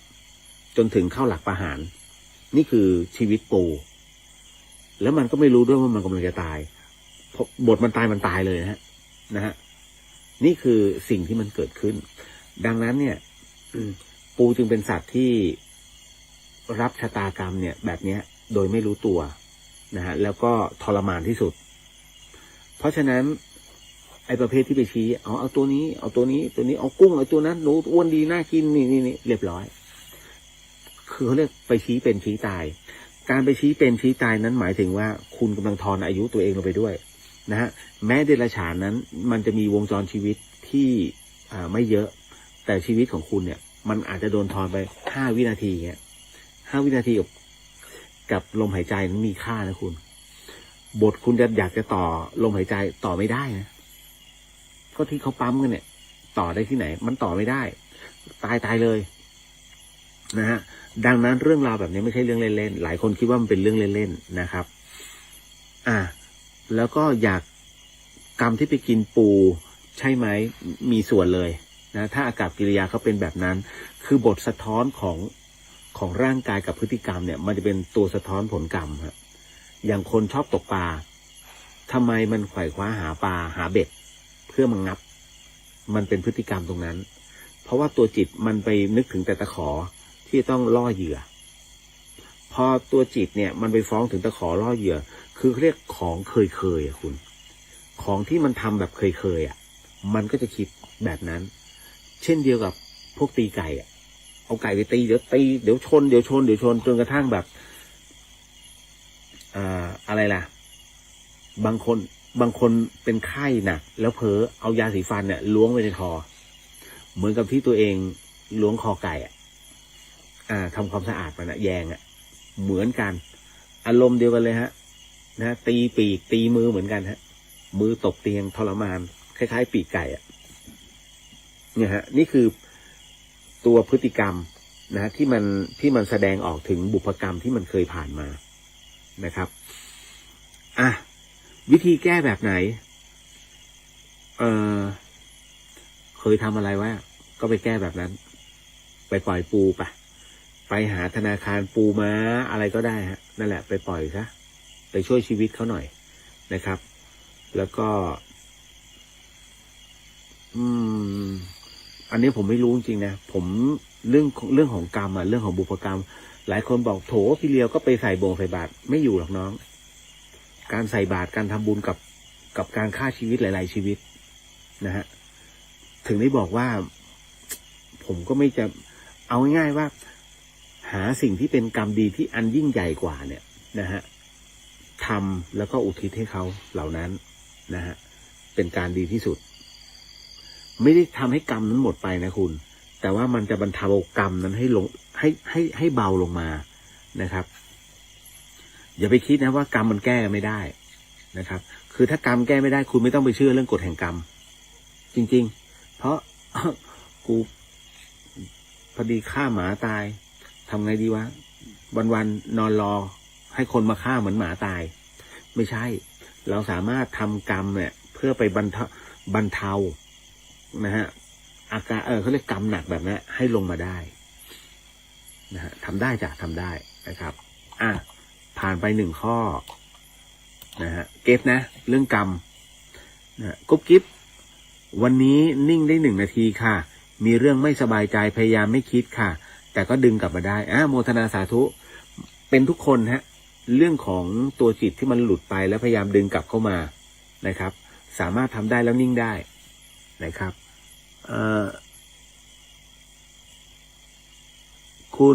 อันนี้คุณวรันนะสวัสดีครับพี่เลียวสวัสดีครับนะฮะอันนี้ คุณจินได้ทำยังไม่ทะลุทะลวงค่ะ เพิ่งรู้สึกยังไม่รวมเป็นจุดอย่าไปคิดว่าเป็นจุดฮะแล้วก็อย่างที่ว่าให้สบายๆแล้วก็มันเวลาเราทำอะไรก็ตามเนี่ยนะฮะมันก็จะระลึกถึงเพราะว่า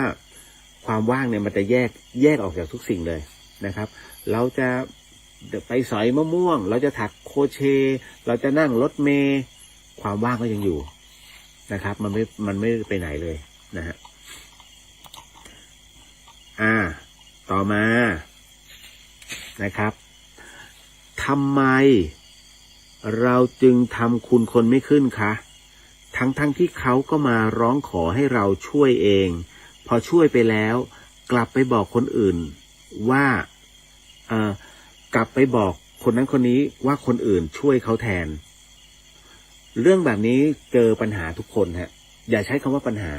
จริงๆมันไม่ใช่ปัญหานะฮะว่าเราช่วยเขาแต่เขาไปบอกว่าเอ้ยคนนี้เขาไม่ได้ช่วยฉันเลยคนนั้นต่างหากที่ช่วยฉันแน่ใช่ไหมฮะแล้วเราก็รู้สึกน้อยใจเพราะฉะนั้นณตรงเนี้ยจะบอกว่าสิ่งที่น้องกำลังเป็นอยู่นะฮะสิ่งที่ท่านกำลังเป็นอยู่คืออารมณ์น้อยใจลึกๆน้อยใจแล้วก็เสียความรู้สึกคือมันไม่ระลึกถึงบุญคุณเป็นกันหมดฮะจะเจอคนแบบนี้เยอะมากแล้วให้จำไว้อย่างหนึ่งว่าถ้าคุณเจอแบบนี้หลีกเลี่ยงเลยฮะเขาซื้อเราได้ครั้งเดียวจริงๆนะฮะแต่ในขณะเดียวกันสิ่งที่เสียไปต้องได้คืนมาด้วยนะ ไม่ใช่ได้ฟาวล์นะฮะมีฮะเยอะโดยเฉพาะอย่างยิ่งนักเรียนมักจะตบตีกันก็เรื่องแบบเนี้ยทำรายงานฉันไม่ลอกแกนะฉันลอกคนนี้ สุดท้ายคือลอกเหมือนกันไงนะฮะแล้วก็มันเป็นทำไมทำบุญคนทำคุณคนไม่ขึ้นอันนี้ต้องใช้คำเรื่องเป็นเรื่องของที่ครูบาอาจารย์ท่านบอกนะฮะ การที่เราทำคุณคนไม่ขึ้นนั่นหมายถึงว่าในอดีตชาตินั้นเราเป็นคนที่เคยขัดความดีนะเราเคยขัดการกระทำความดีของชาวบ้านเขาไว้เราเคยขัดในเรื่องของอะไรหลายๆอย่างที่จะเป็นบุญกุศลกับคนอื่นเขาไว้ดังนั้นเนี่ยผลแห่งกรรมตัวนั้นมันจึงกลับมาส่งผลในชาติปัจจุบันก็คือคุณทำคุณคนเท่าไหร่เนี่ยก็ทำไม่ขึ้นเหมือนผม ผมเป็นคนที่ทำคุณคนไม่ขึ้นนะฮะเวลาเราช่วยเหลือใครก็แล้วแต่เราจะถูกมองเป็นคนสุดท้ายหรือไม่มองเลยแต่พอเขาเดือดร้อนปุ๊บเขาก็จะหลังไมค์มาคุยกับเราซึ่งเราก็ช่วยผมเป็นคนที่ไม่คิดมากเพราะว่าผมจะคิดว่าเราเนี่ยเกิดมาด้วยตัวคนเดียวถามว่ามีเพื่อนไหมผมพยายามพี่เดียวเคยบอกหลายๆคนนะฮะว่าท่านลองมองกลับไปนะว่าทั้งชีวิตท่านเลยคำว่าเพื่อนเนี่ยท่านมีกี่คนแต่คนที่เข้ามาเนี่ยส่วนใหญ่เนี่ยผมจะบอกว่าเป็นคนรู้จักไม่ใช่เพื่อนนะฮะเพื่อนนั้นเนี่ยมันมีไว้ทุกสถานการณ์ที่เขารองรับเราได้นะฮะแต่ในขณะเดียวกันเพื่อนก็ไม่ได้100%จำไว้นะแม้แต่เพื่อนนะต่อให้สนิทแค่ไหนอ๋อไอคนนี้เพื่อนตายพี่เลี้ยวนะฮะหนูมีอย่างเงี้ยเยอะในกลุ่มมันบ่แน่จำคำนี้ไว้มันบ่แน่ลองสิลองลูกเขาป่วยแต่แกไปขอเขามาตรงนี้น่ะเขาเลือกแกหรือเลือกลูกเขาก็ต้องเลือกลูกถูกไหมฮะมันไม่มีหรอกนะฮะเพราะฉะนั้นอย่าตั้งหวังใครไว้เต็มร้อยนะฮะเอาแค่เราพูดคุยได้เป็นเพื่อนสนิทได้นะฮะให้ความเป็นเพื่อนสนิทสัก 80% ส่วนที่เหลือนั้นการถูกหักหลังด้วยเพราะฉะนั้นมันไม่มีอะไรที่แน่นอนบนโลกใบนี้อันนี้คือคำหลวงพ่อชานะมันบ่แน่ นะฮะเพราะณตรงนี้นี่เองฮะถึงได้บอกครับว่าผมไม่ได้พูดเรื่องนี้เองนะในเรื่องของชาติที่แล้วนะครับเพราะว่า อันเนี้ยพระอาจารย์นพพรอธิจวังโสท่านเคยเทศเอาไว้นะฮะก็ผมก็เคยเป็นคนตั้งคำถามนี่แหละว่าพระอาจารย์ทำไมคนมักจะทำคุณคนไม่ขึ้นมันเกิดเพราะอะไรพระอาจารย์ท่านก็เทศให้ฟังมันไปตัดรอนกรรมชาวบ้านมันไปตัดรอนกรรมดีที่ชาวบ้านเขากำลังจะทำนะแล้วกรรมดีนั้นเนี่ยน่าจะเป็นกรรมใหญ่เพราะฉะนั้นถ้าเป็นอย่างเช่นจะไปบอกบุญสร้างพุทธรูปไอ้นี่บอกเลยอย่าไอ้นี่มันโกหกมันไม่ได้เอาไปสร้างเรามาเอาไปสร้างบ้านตัวเองเนี่ยเห็นไหมเขาเรียกไปขัดมันก็เลยทำให้เกิดเรื่องราวตัวนี้ขึ้นมานี่แหละเนี่ยเดี๋ยวขออนุญาตเปิดไฟสนามดีกว่าเปิดไฟเต็นท์นิดหนึ่งมันก็จะสว่างหน่อยนะฮะ เอาล่ะอันนี้เก็ตนะครับ เอ่อคุณพานุพงศ์สวัสดีครับพี่เลียวสวัสดีครับนะคุณจินนะครับว่าแต่รู้สึกได้แล้วเย็นแล้ว ตอนนี้ก็ยังเย็นเริ่มสำเร็จแล้วฮะไม่มีติดคิดแทรกตอนเอาสติรู้สึกดีใจตรงที่ไม่มีความคิดแทรกโมทนาสาธุครับผ่านแล้วนะฮะไม่เห็นจริงเลยเรื่องคุณเรียวทำคุณคนไม่ขึ้นน่าจะเป็นเฉพาะคนผมเป็นคนที่ทำคุณคนไม่ขึ้นจริงนะครับหลายๆเรื่องผมจะรู้เพราะว่าเพื่อนเก่าๆเราจะรู้ เราเคยตรงนี้เขาจะไม่พูดถึงเขาจะไม่อะไรเขาจะเมินเขาจะเยอะครับหลายเรื่องผมเป็นคนที่ช่วยคนเยอะมากนะแต่ว่าไม่สนใจพูดไม่พูดแล้วแต่นะฮะเพราะว่าของฟรีไม่มีโลกผมจะคิดอย่างนี้เสมอแล้วก็เอาจริงนะโดนวิบากเกือบทุกคนนั่นนะฮะมันก็แปลกเหมือนกันนะ ก็แล้วก็หลายคนก็นึกเมตตาคุณเรียวคนแรกแม้คุณเรียวจะไม่ได้ทำอะไรให้ก็อันนั้นหมายถึงว่าคือกัลยาณมิตรอันนั้นคือยกไว้ก่อนแต่ว่าหมายถึงว่าแบบเพื่อนกันเลยคบหาสมาคมกันนี่นู่นนั่นนะมันก็จะมีแบบจุดเนี้ยนะเยอะครับ เพียงแต่เขาคงจะอายมั้งแต่เราเฉยๆไม่ได้มีอะไรหรอก นะฮะ บอกแล้วว่ามันบ่แน่ ต่อมานะฮะอันนี้เหมือนตอบไปแล้วพระเดินห้างได้ไหมครับบางทีก็อดคันใจอันนี้ตอบไปแล้วนี่ใช่ไหมกริยาท่าทางทั้งการเดินทั้งจีบมือไปแล้วอันนี้จำได้อยู่นะฮะในส่วนของอะไรล่ะโมฆะบุรุษนะครับอันนี้พี่เรียวคะอันนี้น้องผู้หญิงฟังไว้หน่อยนะครับพี่เรียวคะเพื่อนหนูมันแอบไปทำแท้งแล้วมาหลบที่ห้องหนูแบบนี้หนูจะได้รับกรรมไปด้วยไหมคะอันนี้ไม่เกี่ยวกันนะฮะไม่เกี่ยวกันเพราะน้องไม่ใช่คือผู้กระทำนะฮะแค่เขามาขอเป็นที่พึ่งที่นอนนะฮะณตรงนั้นนะครับเราแค่เป็นผู้มีจิตเมตตานะครับแค่เอื้อเฟื้อให้เพื่อนแต่มันมีผมเจอคำถามนี้เยอะมากพี่เลียวคือเพื่อนมันมายืมเงินแล้วคือมันมายืมเงินเนี่ยแล้วมันบอกว่าจะไปซื้อของเงินไม่พอนะหรือว่าเอามาแบบเป็นค่าหน่วยกิจแต่พอเอาเข้าจริงๆปุ๊บปรากฏว่ามารู้ทีหลังว่าเอาเงินที่ยืมไปเนี่ยเอาไปทำแท้งน้องเขาเลยมีความรู้สึกว่าที่มันเอะใจแล้วมันรู้สึกอันนี้เป็นออกหลอนๆนิดๆนะฮะก็คือว่าเขาแปลกใจตรงที่ว่าบางคนมีเด็กมาหาที่ห้องเลยมาหาเขาเนี่ยซึ่งเขาไม่เกี่ยวข้องไม่รู้แต่ทำไมมันมีเด็กมาเขาสงสัยจนกระทั่งมันรู้ว่าไอ้คนเนี้ยเพื่อนเขาเนี่ยยืมเงินไปแล้วไปทำแท้งคำถามก็คือว่าเขาเนี่ยจะมีกรรมตรงนี้ด้วยหรือเปล่าเพราะเขากลัวมากคำตอบบอกเลยฮะว่าไม่เกี่ยวนะฮะกรรมเกิดจากเจตนาเป็นหลักนะฮะเมื่อไม่มีเจตนากรรมจึงไม่ครบองค์ประกอบแต่ในขณะเดียวกันเนี่ยพอมารู้ทีหลังเนี่ยรู้สึกว่าผิดแค่คุณมีฮิริโอตปะในตัวเนี่ยก็คือการเกรงกลัวต่อบาปนะฮะเรามีความละอายแล้วก็เกรงกลัวกับสิ่งที่มันเป็นผลกระทบในเรื่องของอกุศลเนี่ยนะฮะตรงนี้แหละสำคัญที่สุดนะฮะเพราะฉะนั้นมารู้ทีหลังก็ไม่เป็นกรรมแต่ประเภทที่เฮ้ยขอยืมเงินหน่อยดิมันเราพลาดอะไรอย่างนี้เป็นต้นนะฮะ แล้วคุณเนี่ยรู้ทั้งรู้ว่าเพื่อนเนี่ยเป็นอย่างนี้แล้วคุณก็ยังเอาเงินไปให้เขา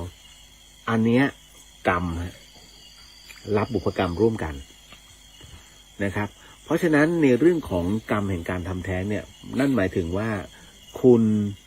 โอกาสเจริญก้าวหน้าในหน้าที่การงานน่ะมีแต่ลำบากเพราะว่ามันจะถูกเขาเรียกดูดไปครึ่งถึงค่อนหนึ่งฮะกรณีตรงนี้นะครับก็ทำให้เขาสูญเสียในการเกิดนะสูญเสียเขาเรียกว่ากำลังในการเกิดเพราะเราไม่รู้ว่าเด็กที่เกิดมาเนี่ยเขาจะเป็นไรชายหรือหญิงถ้าเกิดเป็น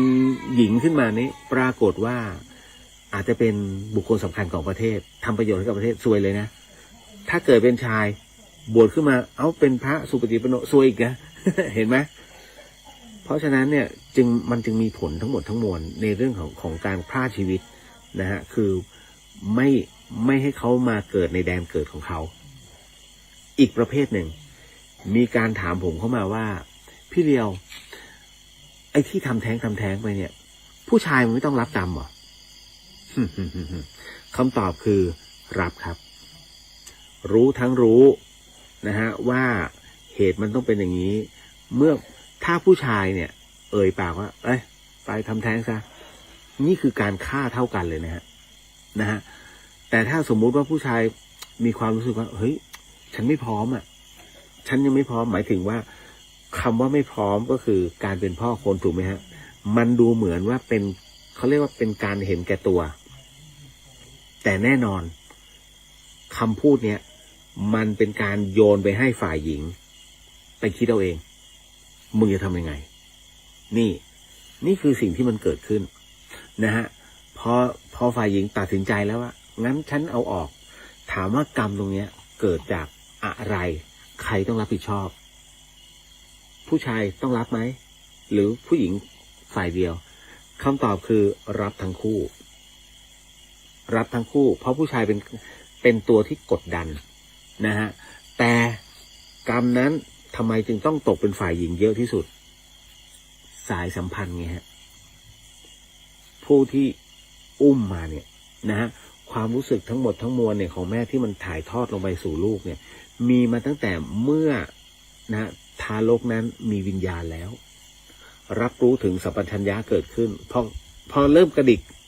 กระดิกเองดึกเรียบร้อยแล้วเกิดแล้วฮะนี่คือวิญญาณเข้าไปอยู่ข้างในเรียบร้อยถ้าทำแท้งเรียบร้อยเลยฮะทั้งคู่เลยนะฮะแต่ถ้ามันก็ยังมีเห็นไหมหนึ่งคำถามนี่มันแยกไปเยอะมากมันก็จะมีอีกประเภทหนึ่งที่ถามว่าผู้ชายพร้อมแต่ผู้หญิงไม่พร้อมผู้หญิงเลยไปแปลออกคำถามคือแล้วผู้ชายต้องรับไหมตรงนี้แหละฮะที่หลายๆท่านมีคำตอบอยู่แล้วนะฮะว่าไม่ต้องรับแต่ขอโทษครับมันมีบางอย่างเกิดขึ้นนั่นคือว่าคำว่าพร้อมของผู้ชายเนี่ยพร้อมจริงเหรอผมยกตัวอย่างเช่นผู้ชายเนี่ยเขาอาจจะมีอาชีพที่ธรรมดามากแต่ผู้หญิงเนี่ยโอ้โหมีเป็นถึงตำแหน่งใหญ่โตนะฮะมีฐานะร่ำรวยคุณคิดว่า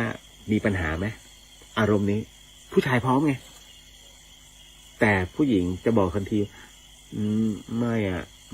ยากให้ใครรู้ถ้าเคสนี้เกิดขึ้นสุดท้ายแล้วผู้หญิงตัดสินใจถามว่ากรรมเนี่ยตกที่ใครผู้ชายเนี่ยนะฮะรับด้วยไหมต้องรับด้วยไหมถ้ามันอยู่ที่ตัวจิตที่เขาคิดถ้าเป็นการต้องการผูกมัดแล้วปล่อยให้พลาดรับด้วยมันคือแผนของผู้ชายต้องเข้าใจนะฮะกรณีตรงนี้แต่ถ้าสมมุติว่าเฮ้ยแมนจริงๆต้องการจะรับจริงๆแบบสุดจิตสุดใจเลยตรงเนี้ยฉันรับผิดชอบแมนมากแต่ผู้หญิงไม่พร้อมถ้าทำผู้ชายไม่ต้องมันอยู่ที่ตัวจิตเท่านั้นเลยฮะอยู่ที่ตัวเจตนาเห็นไหมมันยังมีอะไรอีกหลายๆอย่างที่มันเกี่ยวเนื่องเกี่ยวข้องเกี่ยวพันกันทั้งหมดทั้งมวล ราะฉะนั้นเรื่องราวตรงนี้มันเป็นเรื่องที่ละเอียดอ่อนพี่เลยอยากจะบอกน้องๆนะฮะวัยรุ่นทั้งหมดทั้งมวลเนี่ยมันคงจะไม่มีรายการมากมายที่เตือนน้องแต่ผมบอกเลยว่าถ้าคือภาวะอารมณ์เนี่ยฮอร์โมนเนี่ยมันเกิดขึ้นกับทุกคนแต่ถ้าน้องรู้จักใช้มันในทางที่ถูกน้องจะไม่เจอปัญหาแบบนี้นะฮะน้องไปเล่นกีฬาหรืออะไรก็แต่ถ้าสมมุติว่ามันไม่ไหวจริงๆนะฮะป้องกันแค่นั้นแหละเพราะมันไม่รู้จะทำอะไรคุณพ่อคุณแม่หลายๆท่านเนี่ยพยายามจะทำเหมือนกับว่าเฮ้ยลูกแบบนั้นแบบนี้แต่คุณเชื่อไหมท่านก็เป็นเด็กมาก่อนท่านก็เป็นวัยรุ่นมาก่อนท่านรู้อยู่แล้วว่าภาวะอารมณ์แบบไหนมันเกิดกับวัยรุ่นยิ่งห้ามเหมือนยิ่งยุนะครับเพราะฉะนั้นเนี่ยถึงได้บอกว่าบางคนเนี่ยเขาถึงกับต้องสอนแต่ในขณะเดียวกันนะฮะณตรงเนี้ยอาจจะต้องคืออย่างพ่อแม่บางคนพาลูกกินเหล้าเลยนะเฮ้ยผมงงมากแต่ถามว่าได้ผลไหมเอาง่ายๆหลานผมหลานผู้หญิงเลยพ่อมันก็เป็นพี่ผมอะนะฮะสอนให้ลูกสอนลูกสาวนะให้กินเบียร์ให้กินเหล้าตั้งแต่เด็กผมก็ถามทำไมแต่เขาไม่ได้แบบให้กินแบบยกจนไม่ใช่นะให้จิบรู้รสเขาบอกว่าอีกหน่อยพี่ไม่ได้อยู่กับมันตลอดไปมันจะต้องมีเพื่อนนะเพราะฉะนั้นสิ่งที่ให้ทำเนี่ยให้มันรู้รสว่านี่คือรสของเหล้ารสของเบียร์นะฮะแล้วจากนั้นเนี่ยอาการที่มันได้รับเนี่ยประมาณนี้พี่ก็จะสอนเขาว่าเนี่ยมันมึนอย่างนี้นะแล้วก็เนี่ยพอมึนเสร็จปุ๊บเนี่ยพ่อก็จะอุ้มไปอย่างนี้เนี่ยแล้วก็เอาไปวางที่เตียงอย่างนี้นะให้จำไว้นะแล้วทุกครั้งไปเวลาพ่อเขาดื่มเนี่ยลูกเขาจะมาแล้วพ่อดื่มหน่อยพ่อเราก็สงสัยตกลงยังไงสอนให้ลูกเป็นขี้เมา แต่เอาเข้าจริงมันเป็นเรื่องที่แปลกนะตอนนี้หลานผมตอนนี้ก็อายุ20 กว่าเขาไปกินสังสรรค์กับเพื่อนเนี่ยทั้งหมดทั้งมวลผมเคยถามเขานะเฮ้ยไงเคยเมาป่ะแล้วก็เนี่ยแบบเมาโหดอะไรเขาบอกเอาจริงนะก็ไม่นะแล้วก็รู้ด้วยว่าตรงไหนเป็นแบบไหนอะไรยังไงมันก็เป็นเรื่องที่แปลกอันนี้ทำไมเป็นอย่างนั้นก็ไม่รู้ว่ากินมาตั้งแต่เด็กๆมันก็เลยรู้ไงว่าอ๋อไอ้นี่มันจะมาแบบนี้อันนี้พ่อเขาสอนเป็นผลก็คือหลานผมก็ยกประโยชน์ตรงนี้ให้พ่อเขาซึ่งจะบอกจะไม่เห็นด้วยมันก็กระไรอยู่เพราะว่ามันเกิดเคสแบบนี้ผมก็ทำอะไรไม่ได้ก็ดูแลตัวเองด้วยได้แค่นี้จริงๆ เห็นไหมสถานการณ์โลกคุณไม่สามารถบังคับได้เลยเรื่องราวแบบนี้นะฮะเอาละแล้วถ้าท้องไม่เกินกี่เดือนทำแท้งแล้วไม่บาปโอ้โหพูดยากฮะคือทางพระพุทธศาสนาเนี่ยนะครับในเรื่องของการท้องเนี่ยทางพุทธศาสนานั้นนะบอกไว้เลยว่าเมื่อไหร่ก็ตามนะที่มีการผสมกันนะฮะมาเมื่อผสมกันแล้วเป็นตัวแล้วเกิดความรู้สึกว่ามีการกระตุ้นหรือว่ามีการเคลื่อนไหวเกิดขึ้นนะฮะมีการตอบสนองเกิดขึ้นตรงนั้นนะฮะแทบจะไม่เกินเดือนมั้งนะฮะ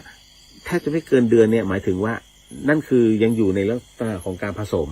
และปฏิสนธิขึ้นมาแต่ถ้าสมมุติว่าเป็นแล้วมีการขยับอันนี้คือมีวิญญาณแล้วเพราะเกิดความรู้สึกนะฮะเกิดการตอบสนองขึ้นทันทีอันนี้ฮะนะครับไม่น่าจะเกินเดือนนะครับที่อะไรล่ะที่ว่าไม่มีวิญญาณเข้าไปยังไม่มีวิญญาณตรงนั้นนะฮะ ต่อมาอันนี้ไปแล้วนะ เรื่องราวของการทำแท้งเนี่ยนะฮะมันก็มีหลายเคสหลายหมู่นะแล้วก็มันก็คนที่เคยเขาจะรู้เพราะว่าเรื่องนี้มันจะติดอยู่ในใจ แต่คุณอย่าท้อผมบอกแล้วไงว่าแม้ของฟรีจะไม่มีในโลกแต่กรรมมันก็ยังแก้ได้ ถามว่ามันแก้ได้แต่มันไม่ได้หมดนะฮะมันก็ยังมีเรื่องราวต่อถ้าวันนี้เราเริ่มนับหนึ่งใหม่ทุกอย่างไม่มีสายเรารับหนึ่งใหม่สำหรับการที่จะทำหน้าที่เป็นคนดีใช้คำว่าเป็นคนดีนะฮะผมไม่ได้มาบอกว่าจะต้องดีกับพุทธศาสนาไม่ใช่ทำหน้าที่เป็นคนดีแล้วโมทนาความดีนั้นเนี่ยให้กับสิ่งที่เราเคยทำพลาดไปโอกาสแก้ไขนั้นมีได้สูงมากเขาเรียกว่าการให้อภัยนะฮะทุกๆครั้งไปทุกๆครั้งในการที่ประกาศอโหสิกรรมจำได้ไหมฮะนะที่ประกาศในส่วนของทั้งหมดทั้งมวลเนี่ยมันจะมีบทในเรื่องของการทำแท้งนะทั้งหมดทั้งมวลน่ะรวมอยู่ในนั้นเป็นที่เรียบร้อยให้อโหสิด้วยเพราะฉะนั้นสัพพวิญญาณที่เคยเกาะคุณอย่างแน่นหนาสมมุตินะเกาะไว้เลย5 นิ้วเนี่ยพอรู้ว่าผู้เป็นแม่สำนึกแล้วทำแต่ความดีปุ๊บเขาจะเริ่มปล่อยทีละนิ้ววันนี้ปล่อยนิ้วชี้นะทำไปเรื่อยๆอีกสักครึ่งปีปล่อยนิ้วกลางเห็นไหมก็ยังเหลืออีก3 นิ้วดีกว่าจับ5 นิ้วแล้ววันหนึ่งมันจะค่อยๆหมดไปแต่กรรมนั้นเนี่ยนะท้ายที่สุดมันก็ยังมีอยู่แต่มันเบาลงแค่นั้นเลยผมก็ยังยกตัวอย่างเช่นองคุลิมานนะองคุลิมานมหาเถระนะครับท่านฆ่าคนมาเท่าไหร่เพื่อต้องการนิ้วเนี่ยไปให้พราหมณ์ซึ่งผู้จะเป็นเพื่อที่ให้พราหมณ์นั้นผู้เป็นอาจารย์เนี่ยสอนวิชาให้แต่ท้ายที่สุดก็มาเจอพุทธเจ้าก่อนจะครบ1,000 นิ้วแล้วไอ้ที่ตายไปเห็นไหมฮะนี่คือพอท่านบรรลุเป็นพระอรหันต์แล้วเนี่ยท่านยังโดนเศษกรรมนี้เข้ามานะฮะแต่ท้ายสุดก็คือโมทนากับสัพพวิญญาณทั้งหมดซึ่งวิญญาณทั้งหมดทั้งมวลนั้นน่ะคนที่ฆ่าไปทั้งหมดมีกรรมเกี่ยวข้องมาในชาติปางก่อนทั้งนั้นเลยกับท่านแค่นั้นเลยฮะนี่แหละครับก็ฝากเอาไว้ให้คิดเนาะหลายๆท่านไหนๆก็เอาเรื่องซีเรียสก่อนนะ อันนี้ซีเรียสอยากทราบว่าพี่เอวคะอยากทราบว่าพี่หนูเนี่ยทำไมไม่ฟื้นคะพี่เลียววันนี้พี่หนูมีอาการเหงื่อออกและหมดแรงจนหมดสติพอไปถึงโรงพยาบาลหมอก็ช็อตหัวใจแต่ไม่สำเร็จหนูเลยขอร้องให้เขาไม่ฉีดยาค่ะหนูอยากให้พี่หนูฟื้นค่ะพี่เลียวช่วยหนูทีตรงเนี้ยที่พูดคุยกันเนี่ยนะฮะมันคล้ายๆกับเคสผมมากผมเป็นโรคหัวใจนะฮะกล้ามเนื้อหัวใจตายฉับพลันนะครับผมมีโอกาสฟื้นขึ้นมา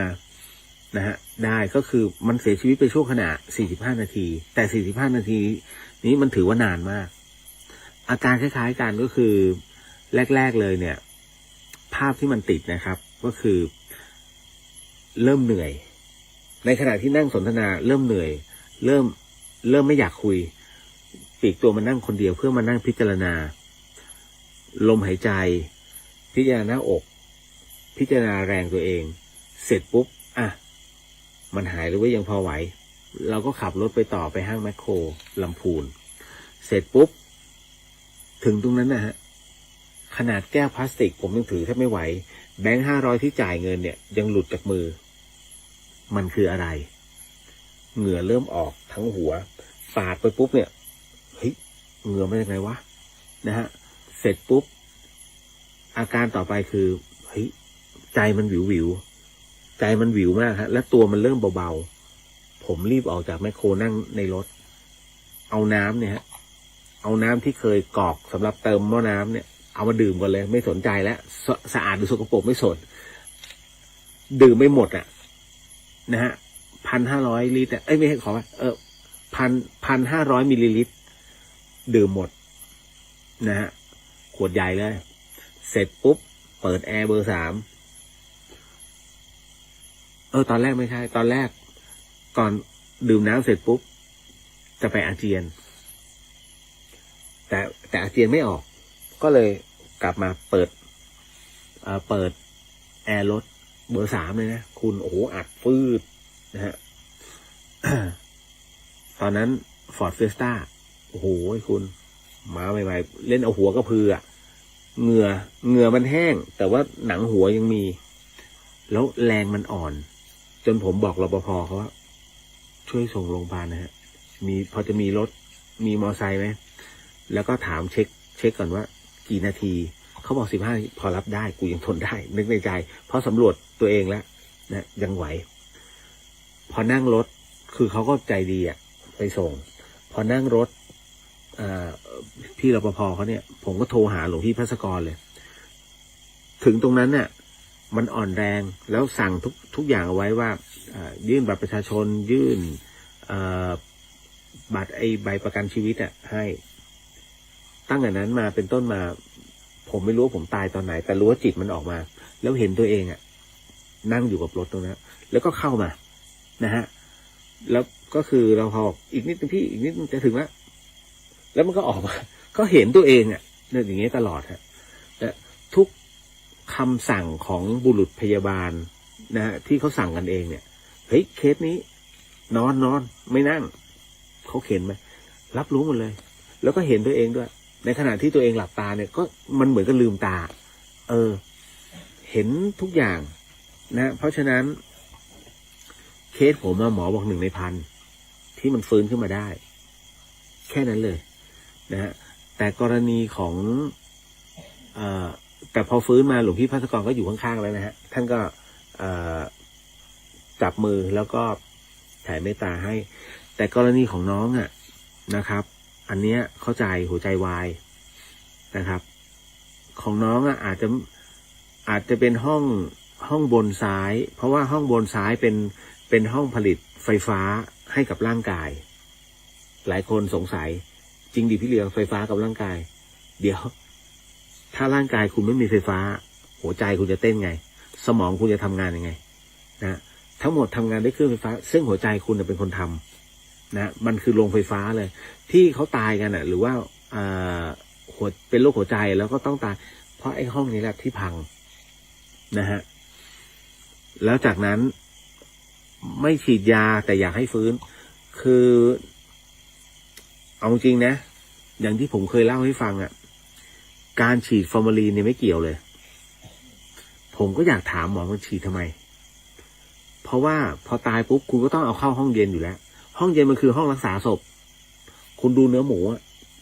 คุณเอาเข้าไปแช่ช่องฟรีซอ่ะเน่าไหมล่ะถ้าเน่าก็ไม่ต้องแช่ถูกไหมฮะเนี่ยเพราะฉะนั้นเนี่ย ถ้าบอกว่ามันเน่าเหมือนกันแสดงว่าเนื้อหมูที่คุณกินเนี่ยเขาฉีดฟอร์มาลีน ถูกไหมฮะมันก็คือมันคือเนื้อเหมือนกันไงเพราะฉะนั้นไม่ต้องฉีดแต่โอเคถูกแล้วนะครับแล้วเวลาใส่ลงเขาใส่ลงเย็นกันเป็นแถวอะจะฉีดเพื่ออะไรผมยังไม่เข้าใจเลยนะจนบัดนี้เป็นธรรมเนียมต้องเสียเงินนะฮะ 2,000 บาทเพื่อฉีดฟอร์มาลีนให้ศพนะฮะไม่ต้องฉีดถูกแล้วครับนะครับแต่อันนี้น้องหวังว่าพี่เขาจะฟื้นใช่ไหมจริงพี่ก็อยากให้เป็นเช่นนั้นนะฮะไม่อยากให้เกิดการสูญเสียวันนี้เลยนะฮะคุณผู้ฟังวันนี้เหตุการณ์นี้เกิดขึ้นวันนี้เมื่อช่วงบ่ายนะครับพี่เลียวช่วยหนูทีช่วยไม่ได้ครับพี่เลียวอยากจะเล่าเรื่องหนึ่งให้ฟังนะเป็นเรื่องของพระกีสาโคตมีเถรีฮะคือต้องบอกว่าพระกีสาโคตมีเถรีนั้นเดิมเธอเป็นบุตรีของเศรษฐีแห่งหนึ่งที่สาวัตถีก็ต้องบอกว่าในเวลาต่อมาเนี่ยเธอคนนี้ก็ต้องประสบเคราะห์กรรมในเรื่องของเงินทองที่ต้องกลายเป็นเท่าฐานนะฮะก็คือไฟไหม้นั่นแหละแล้วเมื่อนางกีสาโคตมีเนี่ยมาแตะที่ฐานเหล่านั้นเนี่ยฐานนั้นก็กลับกลายเป็นเงินเป็นทองอย่างเดิมเศรษฐีจึงสู่ขอ ท่านมาเนี่ยมาเป็นลูกสะใภ้แต่ก็ถูกคนเหล่านั้นเนี่ยเหยียดหยามว่ามาจากตระกูลของความยากจนต่อมาต้องบอกว่านางท่านเนี่ยก็ให้กำเนิดบุตรแต่บุตรคนนั้นเนี่ยปรากฏว่าตายไปนะด้วยอายุตอนนั้น3 ขวบนะฮะการตายของบุตรคนนี้ทำให้นางนั้นตกใจและอยู่ในสภาพแห่งความทุกข์แล้วทุกข์อย่างหนักถึงขนาดที่ต้องอุ้มศพไปทุกคนทุกแห่งนะฮะจนกระทั่งเธอมาพบกับองค์พระสัมมาสัมพุทธเจ้าซึ่งตอนนั้นพระพุทธเจ้านั้นนะครับท่านก็เดินทางมาณตรงนี้พอดีนะพระพุทธองค์ก็ทรงแนะนำถึงในเรื่องของการเขาเรียกการคลี่คลายนะในเรื่องของความทุกข์ของนางนั้นก็คือว่าให้นางนะฮะเอาอุบายเลยว่าให้ไปหาเมล็ดพันธุ์ผักกาดไปหาเลยแล้วเดี๋ยวจะช่วยให้ลูกฟื้นขึ้นมาให้ไปหาเมล็ดพันธุ์ผักกาดเนี่ยจากบ้านของคนที่ไม่เคยมีคนตายมาก่อนโอ้โหพอปรากฏว่าพอพระนางกีสาโคตมีเนี่ยได้ยินปุ๊บมันมีความหวังไงมันมีความหวังก็เลยรีบหาเลยเดี๋ยวพระพุทธเจ้าจะช่วยแล้วนะก็ไปหาเลยฮะขอเมล็ดพันธุ์ผักกาดหน่อยขอเมล็ดมีบ้านนี้มีคนตายไหมมีคนตายไหมปรากฏว่าทุกบ้านที่พระนางไปหาเนี่ยไม่เคยมีบ้านไหนที่ไม่มีคนตายมาก่อนนะฮะนางก็ต้องผิดหวังเพราะทุกบ้านนั้นเนี่ยแน่นอนที่สุดฮะมีคนตายทั้งสิ้นจนในที่สุดเนี่ยจึงได้ข้อสรุปว่าความตายนั้นเป็นเรื่องธรรมดาของคนหรือสิ่งมีชีวิตไม่มีใครที่เกิดมาแล้วไม่ตายการตายของบุตรของเธอนั้นน่ะมันจึงกลายเป็นเรื่องธรรมดาเรื่องหนึ่งสรุปว่าพอถึงณตรงนี้พระนางกีสาโคตมีก็มาพิจารณาปรากฏว่าการพิจารณาของพระนางในครั้งนี้ของพระนางกีสาโคตมีในครั้งนี้ทำให้เกิดสภาวะหนึ่งเกิดขึ้นฮะนั่นคือเธอบรรลุเป็นพระโสดาบันทันทีฮะก่อนที่จะบวชพอบวชปุ๊บสำเร็จเป็นบรรลุเป็นพระอรหันต์นะฮะเป็นอีกหนึ่งภิกษุณีที่เป็นพระอรหันต์นะเพราะว่ารับรู้เรื่องนี้เรื่องความตายอย่างที่พี่เดียบอกว่าไม่มีใครช่วยได้นะครับมันคือวัฏจักรมากๆนะฮะเพราะฉะนั้นเนี่ยอย่างที่พระพุทธองค์กล่าวนะว่าเรื่องกรรมของใครของมันไม่ต้องมาให้ช่วยเรื่องความตายก็เช่นกันจะให้ฟื้นขึ้นมาก็ยากมันทำไม่ได้หรอกนะฮะมันคือสิ่งที่จะต้องเผชิญนะครับก็อันนี้ให้เข้าใจนะฮะคือพี่เดียวเข้าใจในเรื่องของการสูญเสียผมเองก็ยังมานั่งคิดเลยนะตอนที่รอดมาวันนั้นถ้าผมตายนะฮะชื่อผมเนี่ยพลุกโผล่หลงมาหลอนโดยเรียวโดยเฮี้ยนดังแน่ๆดีเจดังเชียงใหม่นะจัดรายการผีตอนนี้กลายเป็นผี นะฮะ มันจะดังอยู่แป๊บเดียวแหละแล้วก็กลายเป็นสภาวะของการลืมเลือนวัดฝ่ายหินก็จะเปิดเฉพาะเสียงเรื่องราวของผม แค่นั้นนะฮะอีกอันหนึ่งฮะมาเป็นเรื่องราวหลอนๆคุณผู้ฟังถ้าเป็นเรื่องราวหลอนๆมันต้องมีตัวนี้ฮะคุณผู้ฟังนี่เลยฮะ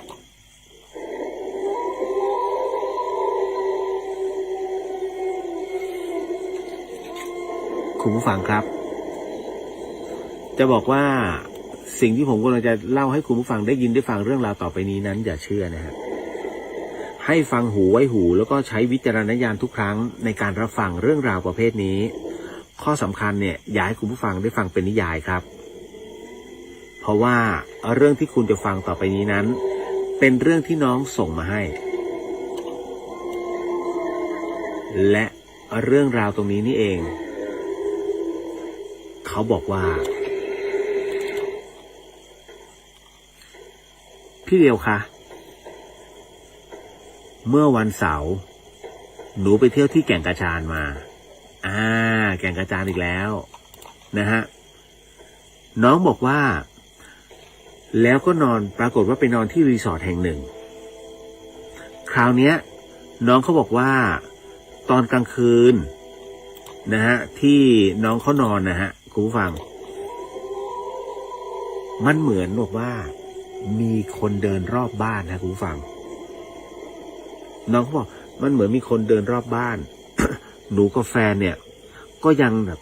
หยุดนิ่งๆแล้วก็นั่งฟังกันอยู่ขโมยหรือเปล่าจนแฟนนั้นเดินออกไปดูค่ะปรากฏว่าพอเดินออกไปแล้วเนี่ยไม่มีคนนะคุณผู้ฟัง คราวนี้พอไม่มีคนเสร็จปุ๊บเสียงเคาะเนี่ยมันก็ยังดังอยู่นะรอบบ้านก็เหมือนกับว่าค่อยๆเดินเคาะเดินเคาะเดินเคาะหนูก็เลยเปิดทีวีเสียงดังแล้วจากนั้นเสียงก็หายไปคราวนี้พอเสียงหายไปเสร็จปุ๊บนะน้องเขาบอกว่าในขณะที่นอนอยู่นั่นเองเนี่ยนะมันมีเสียงทุบผนังฮะมีเสียงทุบผนังปึ้งปึ้งปึ้งคือต้องบอกว่าไอ้เสียงเนี้ยมันเดินทุบรอบบ้านเลยพี่เลี้ยวเขาบอกงี้ว่าแฟนหนูอะโมโหมาก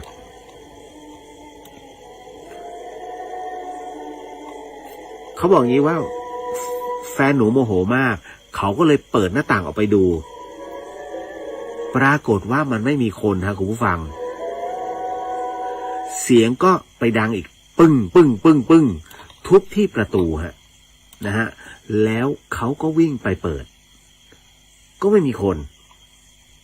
คราวนี้แฟนหนูนั้นเขายั่วมาก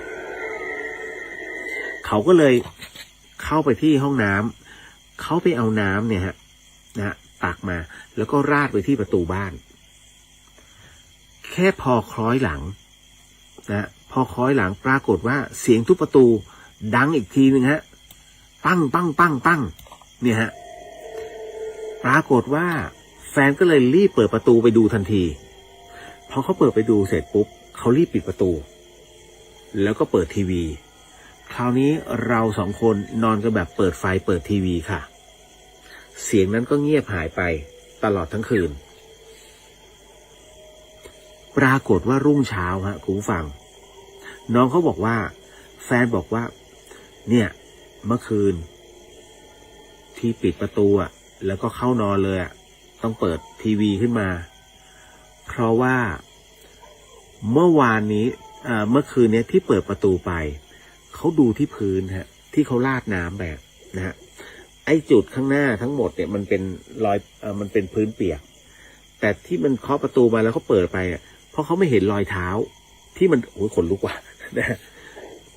เขาไม่เห็นรอยเท้าฮะที่เดินเข้ามาเคาะประตู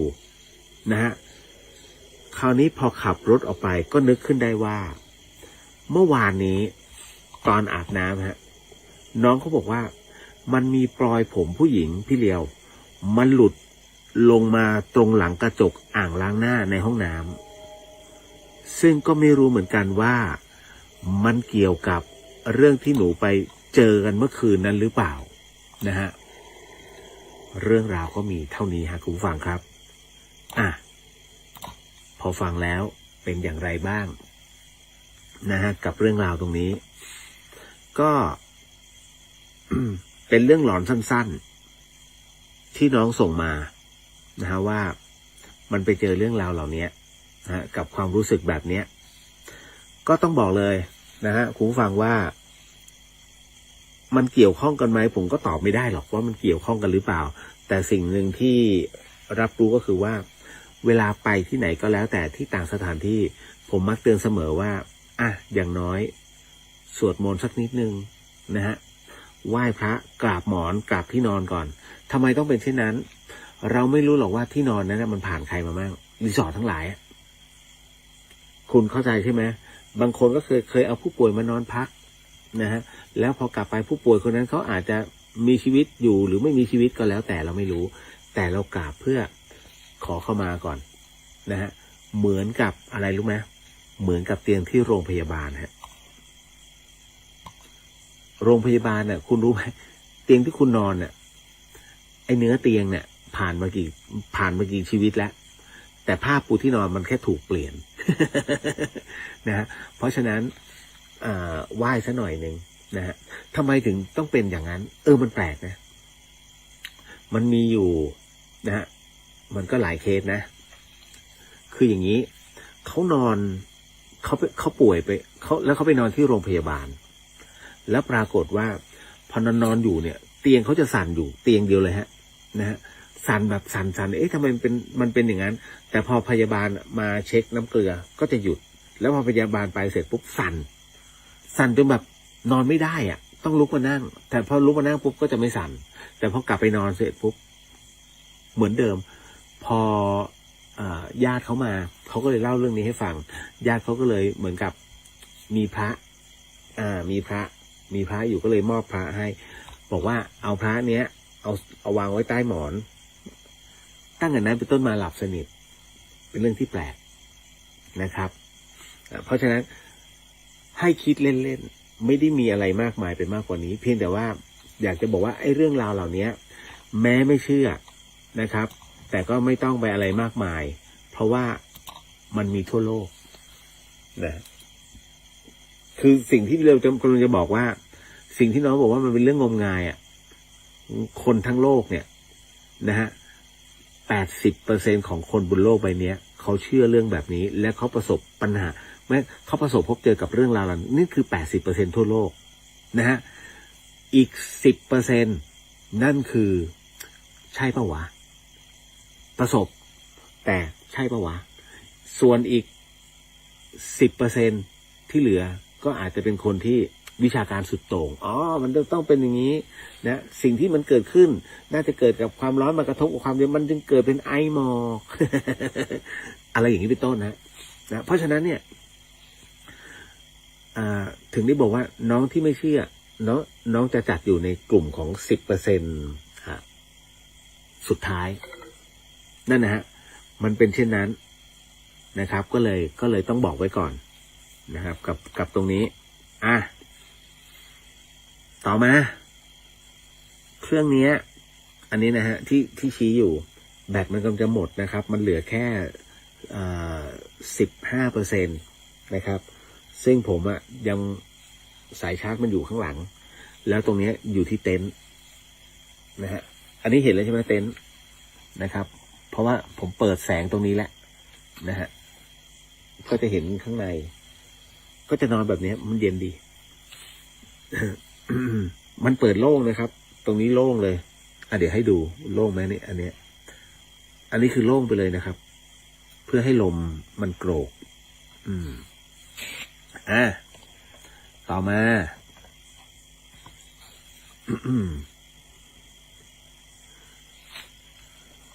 อันนี้นะอยากทราบว่าเราควรจะเลือกพระอะไรไว้สวมคอดีคะพระอะไรพระทองคำนะช่วงนี้ด้วยนะฮะทองเดี๋ยวขึ้นเดี๋ยวลงด้วยนะฮะคืออย่างนี้ ถ้าจะเอาอะไรพระอะไรขึ้นคอเนี่ยฮะพี่เดียวไม่ทราบหรอกครับนะฮะแต่ถ้าคุณเท่านั้นที่จะทราบแล้วพระเท่านั้นที่จะเลือกยังไงพี่งงคุณเท่านั้นที่จะทราบพระเท่านั้นที่จะเลือกหมายถึงว่าท่านน่ะคือผู้ที่ชอบอะไรแบบไหนท่านจะรู้กับตัวเองเพราะเวลาเดินไปตรงนู้นตรงนี้เนี่ยจะดูพระหรือว่าพระที่มีอยู่จะเอาไหนขึ้นคอให้ลูกดีนะหรือว่าจะขึ้นคอตัวเองดีนะท่านก็เอามากองเสร็จปุ๊บเนี่ยนะนั่นคือที่ท่านได้มาแล้วท่านชอบแล้วแต่พระจะเลือกเนี่ยนั่นหมายถึงว่าคุณดูไปแล้วเนี่ยแล้วคุณก็ดูย้อนกลับแล้วก็ดูย้อนกลับองค์นี้ทำไมนะแล้วมันจะมีสัก3 องค์ที่คุณจะต้องตัดสินใจแหมองค์นี้ก็ดีองค์นี้ก็ดีองค์นี้ก็ดีประมาณเนี้ยท้ายที่สุดเนี่ยคุณก็จะติดเอาไว้ก่อน2 องค์นี้ติดไว้ก่อนนะเดี๋ยวคล้องที่หลังงั้นเอาองค์นี้แล้วกันเห็นไหมฮะพระเลือกคุณไม่ใช่คุณเลือกพระเพราะท่านเลือกเพราะว่าคุณต้องกลับมามองท่านอีกรอบหนึ่งเพราะฉะนั้นเนี่ยคุณจะคล้องอะไรก็แล้วแต่พุทธคุณเป็นเช่นใดก็แล้วแต่จริงๆคำว่าพุทธคุณเอาไว้ที่หลัง แต่สิ่งที่ถูกใจนั่นหมายถึงว่าถ้าคุณคล้องพระที่ถูกใจคุณนะฮะพลังอ่ะมันจะเกิดขึ้นทันที แล้วมันเป็นพลังที่แบบมันตอบลำบากนะเรื่องของพลังแบบนะฮะเพราะว่ามันคุณคือคุณชอบแล้วอ่ะแล้วพระท่านเลือกคุณอีกด้วยเนี่ยมันเป็นพลังบวกนะฮะความศรัทธากับพลังของท่านเนี่ยจะเกิดขึ้นทันทีนะฮะก็ผ่านพ้นไปเบนบอกว่าเรื่องที่โดนเคาะรอบห้องที่บ้านที่ซื้อไว้ให้พนักงานอยู่ก็เจอค่ะเจอบ่อยมากแล้วก็เป็นเพียงแค่ห้องเดียวในบ้านค่ะอ้าวคนที่นอนในห้องนั้นก็โดนจนหลอนค่ะจนพักหลังนั้นมีการมาจับต้องร่างกายก็เลยเอาท้าวเวสสุวรรณไปแปะหลังจากนั้นไม่มีเสียงเคาะในห้องเลยค่ะแต่ย้ายมาเคาะห้องนั่งเล่นแทนเวรกรรม มันต้องแปะประตูบ้าน ทั้งหลังเลยนะฮะ คือต่างประเทศอ่ะเอาการอยู่เพราะว่าคือบางที่เดี๋ยวที่อันนี้ถามเนี่ยเขาอยู่อเมริกานะฮะ นะฮะต้องบอกไว้ก่อนเพราะฉะนั้นเนี่ยคือบางที่คือที่ต่างประเทศเนี่ยเขาจะไม่มีศาสนาดังนั้นความเชื่อเนี่ยของเขาจะเป็นประเภทเชื่อมั่นในตัวเองแล้วก็เรื่องของอานิสงส์ผลบุญเนี่ยถามว่าได้รับเปล่าตอบยากครับส่วนใหญ่เท่าที่คุยนะฮะไม่ได้รับแล้วมักจะมาขอแบบเนี้ยแล้วขอกับชาวเอเชียอยู่เรื่อยๆนะฮะเขาถึงมีการทำบุญใหญ่ๆอยู่อันนี้คือ data ที่ได้ถามพวกพี่ๆเขาที่อยู่ที่นั่นด้วยแล้วก็กลับมาเมืองไทยด้วยนะเขาก็บอกก็ทำบุญให้นะส่วนใหญ่พวกนี้เขาจะมาขอแบบเหมือนกับกระแสมันได้ไงเพราะเขาจะจับกระแสวิญญาณเขาจะจับกระแสได้นะครับว่าคนเอเชียเนี่ยนะฮะชาติไหนที่เขาชอบทำบุญคือคำว่าเนื้อนาบุญเนี่ยคุณมันสแกนกันแป๊บเดียวนะฮะมันก็เหมือนคนประหลาดที่อยู่ในหมู่คนดีอ่ะนะฮะเขาจะไอ้นี่ประหลาดเลยนั่นแหละแค่นั้นแหละนะเหมือนกันเพราะนั้นคนบุญจึงกลายเป็นคนประหลาดมันจึงมีอะไรที่เข้ามาชื่นชมบุญนะฮะเพื่อขอหน่อยแค่นั้นเลยฮะนะครับ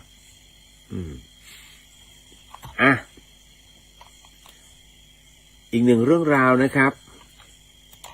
ไฟแค้นทำไมมันดับยากจังคะเหมือนจะดับแต่แค่เห็นชื่อหรือเจอหน้ากันมันเดือดขึ้นมาค่ะ อันนี้เจอบ่อยพี่หนูนั่งสมาธิตามที่พี่เลียวบอกแล้วมันก็สงบนะแต่พอลืมตามาเนี่ยแล้วเห็นชื่อมันเนี่ยหนูเดือด เป็นใช่ไหมฮะคือไอ้เรื่องความแค้นน่ะคุณมันตอบยากจริงนะความชังอ่ะมันเยอะคือพอมันเยอะแล้วเนี่ยเราไม่รู้จะทำยังไงนะก็เพราะน้องไม่รู้จักวางพอมันมีตัวอัตตามันเป็นตัวเร่งด้วยนะฮะความเป็นตัวเองสูงนะฮะไม่ได้กูยอมไม่ได้นะฮะฆ่าได้หย่าไม่ได้อะไรเงี้ยเป็นต้นมันก็เลยทำให้ภาวะของความรู้สึกเนี่ยมันไปตีกันซึ่งตรงเนี้ยมันยากจะเกินการควบคุมนะครับเรื่องไฟแค้นนอกจากว่าคือเอาเงี้ยเราต้องมาหาเหตุผลก่อนอย่างเช่นอะไรไหมฮะญาติเวลาทะเลาะกันเนี่ยเสร็จปุ๊บก็จะไม่คุยกันสังเกตอย่างหนึ่งไหมเวลาเด็กทะเลาะกันเนี่ยเขาก็ไม่คุยกันนะแต่ท้ายสุดเขาก็กลับมาเล่นกันคุณสงสัยไหมมันดีกันตอนไหนวะแต่ผู้ใหญ่พอทะเลาะกันเสร็จปุ๊บแทบไม่มองหน้ากันเลยนะเรื่องเล็กน้อยจะแทบจะฆ่ากันนะฮะประมาณว่าผีไม่เผาเงาไม่เหยียบมันประมาณนั้นเฮ้ยมันหนักขนาดนั้นเลยเหรอต้องพิจารณากลับไปนะฮะมันคือเขาเอามีดไปจิ้มครอบครัวคุณเหรอหรือว่าไปฆ่าใครหรือเปล่ามันต้องขนาดผีไม่เผาขนาดนั้นเลยฮะ ถ้าสมมุติว่ามันแค่การผิดหูต้องพิจารณาทั้งคู่แล้วถ้าพูดกันผิดหูหรือว่าเถียงกันแล้วมันไม่จบเนี่ยแสดงว่าทุกคนเนี่ยมีอัตรานะเป็นตัวเองสูงมากท่านต้องถอยมา1 ก้าวไม่ใช่ว่าเพราะอะไรรู้มันเกิดเพราะว่าความที่คุณเนี่ยกลัวเสียหน้าคำนี้เนี่ยศักดิ์ศรีเว้ยนะฮะแม้กูจะผิดกูก็ไม่ถอยเห็นไหมนะฮะแต่ถ้ากูไปขอโทษมันโอ้โหกูเสียหน้าเนี่ยเสียศักดิ์ศรีเว้ยประมาณนี้ไอ้ตัวเนี้ยกินได้อะครับศักดิ์ศรีงั้นแสดงว่าคุณพร้อมที่เป็นศัตรูคนทั้งโลกที่เขาเข้ามาแล้วกระทบคุณใช่ไหมนะฮะเพราะฉะนั้นเนี่ยเรื่องบางเรื่องต้องพิจารณาให้ลงนะครับไฟแค้นเนี่ยมันถามว่าถ้าไม่เหลือบากกว่าแรงไฟแค้นเนี่ยมันดับได้นะอย่างคนมาฆ่าพ่อฆ่าแม่นะฮะจำได้ไหมฮะมีเยอะแยะเลยฆ่าลูกเนี่ยแล้วพ่อแม่เสียใจสิ่งหนึ่งที่คนไทยมักจะทำเสมอที่เราเห็นในข่าวอาชญากรรมคือเครื่องนี้ดับไปแล้วนะฮะเอาตำรวจเอาคนร้ายมากราบขอเข้ามาพ่อเหรอฮะเป็นคุณให้ไหมกลับกันฮะถ้าสมมติเป็นญาติตำรวจหรือลูกตำรวจแค่ขอเข้ามาคุณยอมไหมนะฮะถ้ายอมก็ยกนิ้วให้นะฮะคนเคยเห็นคนเคยเลี้ยงกันมาตั้งแต่เด็กๆเล็กๆจนโตแล้วมาตายเพราะไอเนี่ยมันยอมไม่ได้หรอกคุณแล้วกฎหมายของประเทศไทยคือติดคุกไม่เกิน20 ปีนี่ไม่รวมอภัยโทษนะฮะหรือว่าอะไรอีกต่างๆนานาทำดีปุ๊บลดมาอีกผมสงสัยมากนะฮะก็มันก็เลยทำให้เรามีความรู้สึกว่าติดคุกแล้วไงผมก็เห็นคนติดคุกมาเนี่ยออกมาก็ยังทำผิดอยู่เรื่อยๆคือกฎหมายมันร่างไม่จบเป็นประเทศที่ร่างกฎหมายไม่จบนะอย่างเสพยาแล้วเนี่ยหลอนแล้วหลอนอีกเนี่ยแล้วออกมาเที่ยวฆ่าคนนู้นฆ่าคนนี้เนี่ยมันต้องแบบประมาณว่าครั้งหนึ่งรอดมาอย่าผิดครั้งสองนะ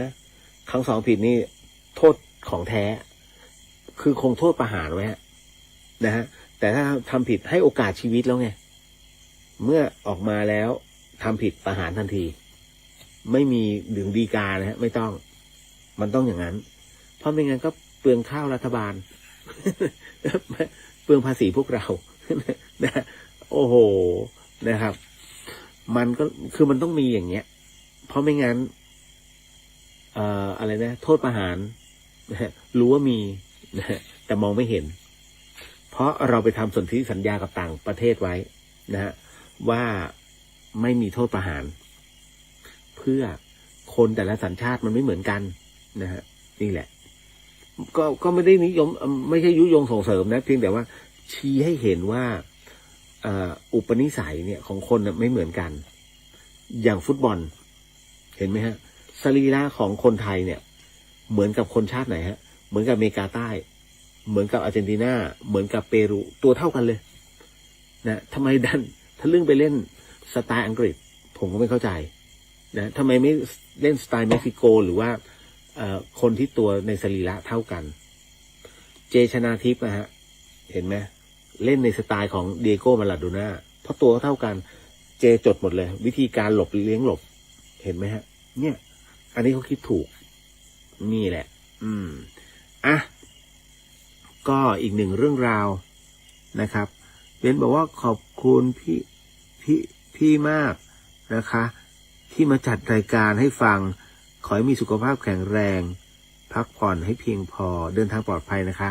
นะขอบคุณครับนะครับก็ต้องบอกครับว่าหลายๆครั้งหลายๆคราในเรื่องราวตรงนี้นะครับทุกคนจะมีปัญหานะครับแต่ปัญหานะมัน บางทีไปถามพระท่านเนี่ยท่านก็พูดไม่เต็มปากไม่เต็มคำ เพราะว่าถ้าพูดผิดเดี๋ยวจะกลายเป็นเรื่องมุสานะฮะแต่ผมยังไม่ได้เป็นพระถ้าเป็นพระผมก็อาจจะพูดโผงผางเองก็ไม่ได้มันต้องคิดแล้วคิดอีกอะไรที่ไม่อาบัติพูดก็ต้องสำรวมนะฮะ มาผงผางมึงมาพาโวยนี่ไม่ได้เลยนะดังนั้นตอนเนี้ยที่ไม่บวชแล้วก็ซัดกันตรงๆแบบเนี้ยผมตอบให้ได้ไงนะครับโดยไม่ต้องไปกลัวว่าเฮ้ยจะอาบัติปาราชิกเพราะว่าอดอุตริหรือเปล่าไม่อย่างเนี้ยอย่างผมก็จะยกตัวอย่างเสมออย่างสมมุติว่าท่านสมมุตินะว่าผมบวชแล้วสมมุตินะฮะท่านเนี่ยท่านเห็นผีบ้างไหมท่านเคยเห็นวิญญาณถ้าผมบอกอ๋อเห็นมันก็เป็นคล้ายๆเราแหละนั่นน่ะโอ้จะมาโจทย์แล้วถ้าจะมาโจทย์ผมว่าพระรูปนี้อวดอุตริไม่ได้คำว่าอวดอุตริต้องบอกว่าไม่มีในตนแต่บังเอิญว่าก่อนบวชผมเป็นอย่างนี้อยู่แล้วถ้าหลังบวชต้องมีคนมาถามนะถึงจะมาตอบนะพอสมมุติว่าเราคลองพระเหลืองอยู่เนาะแล้วถ้ามีคนมาถามหลวงพี่เนี่ยหลวงพี่เห็นผีเหรอแล้วหลวงพี่เป็นไงแล้วผีเป็นไงเราก็จะตอบอ๋อผีเป็นงี้นี่ตามนี้นั่นคือเขารับรู้แล้วว่าก่อนที่ผมจะบวชเราเป็นอย่างนี้มาแล้วเพราะฉะนั้นไม่อาบัติปาราชิกครับนะฮะอันนี้ต้องบอกไว้ก่อนมันมีข้อยกเว้นอยู่ต้องคุณวิเศษเนี่ยต้องมีอยู่ในตนถ้าไม่มีอยู่ในตนอันนี้เขาเรียกว่าต้องอาบัติปาราชิกนะเหมือนกับบวชครั้งที่2ของผมบวชครั้งที่2ของผมนี่ชัดเจนมากตอนที่บวชเสร็จปุ๊บมานั่งที่ธรรมสถานปุ๊บผมบอกแหวกเลยแหวกนะฮะเพราะว่าบวชครั้งที่2เนี่ยบวชให้กับเจ้ากรรมนายเวรแล้วก็เขาก็เข้ามาน้องๆที่เคยที่ฟังอยู่ที่อยู่ในเหตุการณ์เนี่ยลองลึกสิใช่ไหมที่ผมบอกให้แหวกแล้วผมก็โมทนาให้นั่นคือบวชครั้งที่2นะครับให้กับเจ้ากรรมนายเวรนั่นคือเรารับรู้ไงใครจะมาบอกปาราชิกไม่ได้เพราะเราเห็นนั่นแหละขนาดขนาดบวชเสร็จแล้วออกจากอุโบสถแล้วผมก็ยังบอกเลยแหวก ที่มารอใส่บาตรผมบอกแหวกเลยเจ้ากรรมนายเวรมานะฮะเพราะเราเห็นจริงแต่ก็จะหยุดแค่2 วันนั้นนะฮะแล้วก็เราจะไม่พูดถึงเรื่องนี้เลยไงตอนนั้นเอาละก็พอสมควรแล้วเนาะนะเรื่องไฟแค้นไว้ต่อวันพรุ่งนี้ไว้เจอกันขออนุญาตนะครับ รับพรเดี๋ยวก็สาธุสิ่งหนึ่งสิ่งใดที่ผิดพลาดพลั้งไปต้องขอสิกรรมณที่นี้ไม่ได้ตั้งใจหรือมีเจตนาก็ขอมอบส่งผลบุญในค่ำคืนนี้ถวายแด่องค์พระสัมมาสัมพุทธเจ้าทุกๆพระองค์พระธรรมเจ้าทุกๆพระองค์พระอริยสังฆเจ้าทุกๆพระองค์พระอสิติมหาสาวกเจ้าทุกๆพระองค์พระอรหันตสาวกเจ้าทุกๆพระองค์รวมไปถึงพรหมเทพเทวดาทั้งหลายสรรพสัตว์สรรพวิญญาณทั้งหลายสรรพเจ้ากรรมนายเวรทั้งหลายทั้งปวงรวมไปถึงในส่วนของในเจ้ากรรมนายเวรทั้งอดีตชาติและปัจจุบันชาติก็ขอให้ได้รับส่งผลบุญในค่ำคืนนี้ด้วยเช่นกันนะฮะขอถวายบุญนี้แด่หลวงพี่ภัสกรภูริวัฒโนนะฮะก็ขอให้ได้รับอานิสงส์ผลบุญในค่ำคืนนี้ด้วยเช่นกันขอมอบอานิสงส์ผลบุญในค่ำคืนนี้ให้กับคุณผู้ฟังที่ฟัง FM 104.50ไม่เกินทั้งจังหวัดเชียงใหม่แล้วก็จังหวัดใกล้เคียงรวมไปถึงในช่อง Facebook ของวัดไฟหินทุกช่องทางก็ขอให้ได้รับอานิสงส์ผลบุญในค่ำคืนนี้ด้วยเช่นกันครับขออนุญาตแผ่อุทิศส่วนกุศลให้กับสรรพวิญญาณรอบๆด้วยนะฮะทั้งหมดทั้งมวลด้วยครับสัพพโรกาวินิมุตโตสัพพสันตาปวาจิโตสัพพเวรมติกันโตนิปุตโตสัพพีติโยวิวันชันตุสัพพโรโกวินันสตุมาเตภวะวันตรายโยสุขีทิคายุโกภวะอภิวาทนาสิริสนิจังวุฒาปจายโนจัตตารโรธรรมาวัฏันติอายุวันโนสุขขังพระลังนิพพานังปรมังสุขังสาธุฮะขอมอบส่งผลบุญในค่ำคืนนี้ให้กับผู้ฟังที่ฟังในช่อง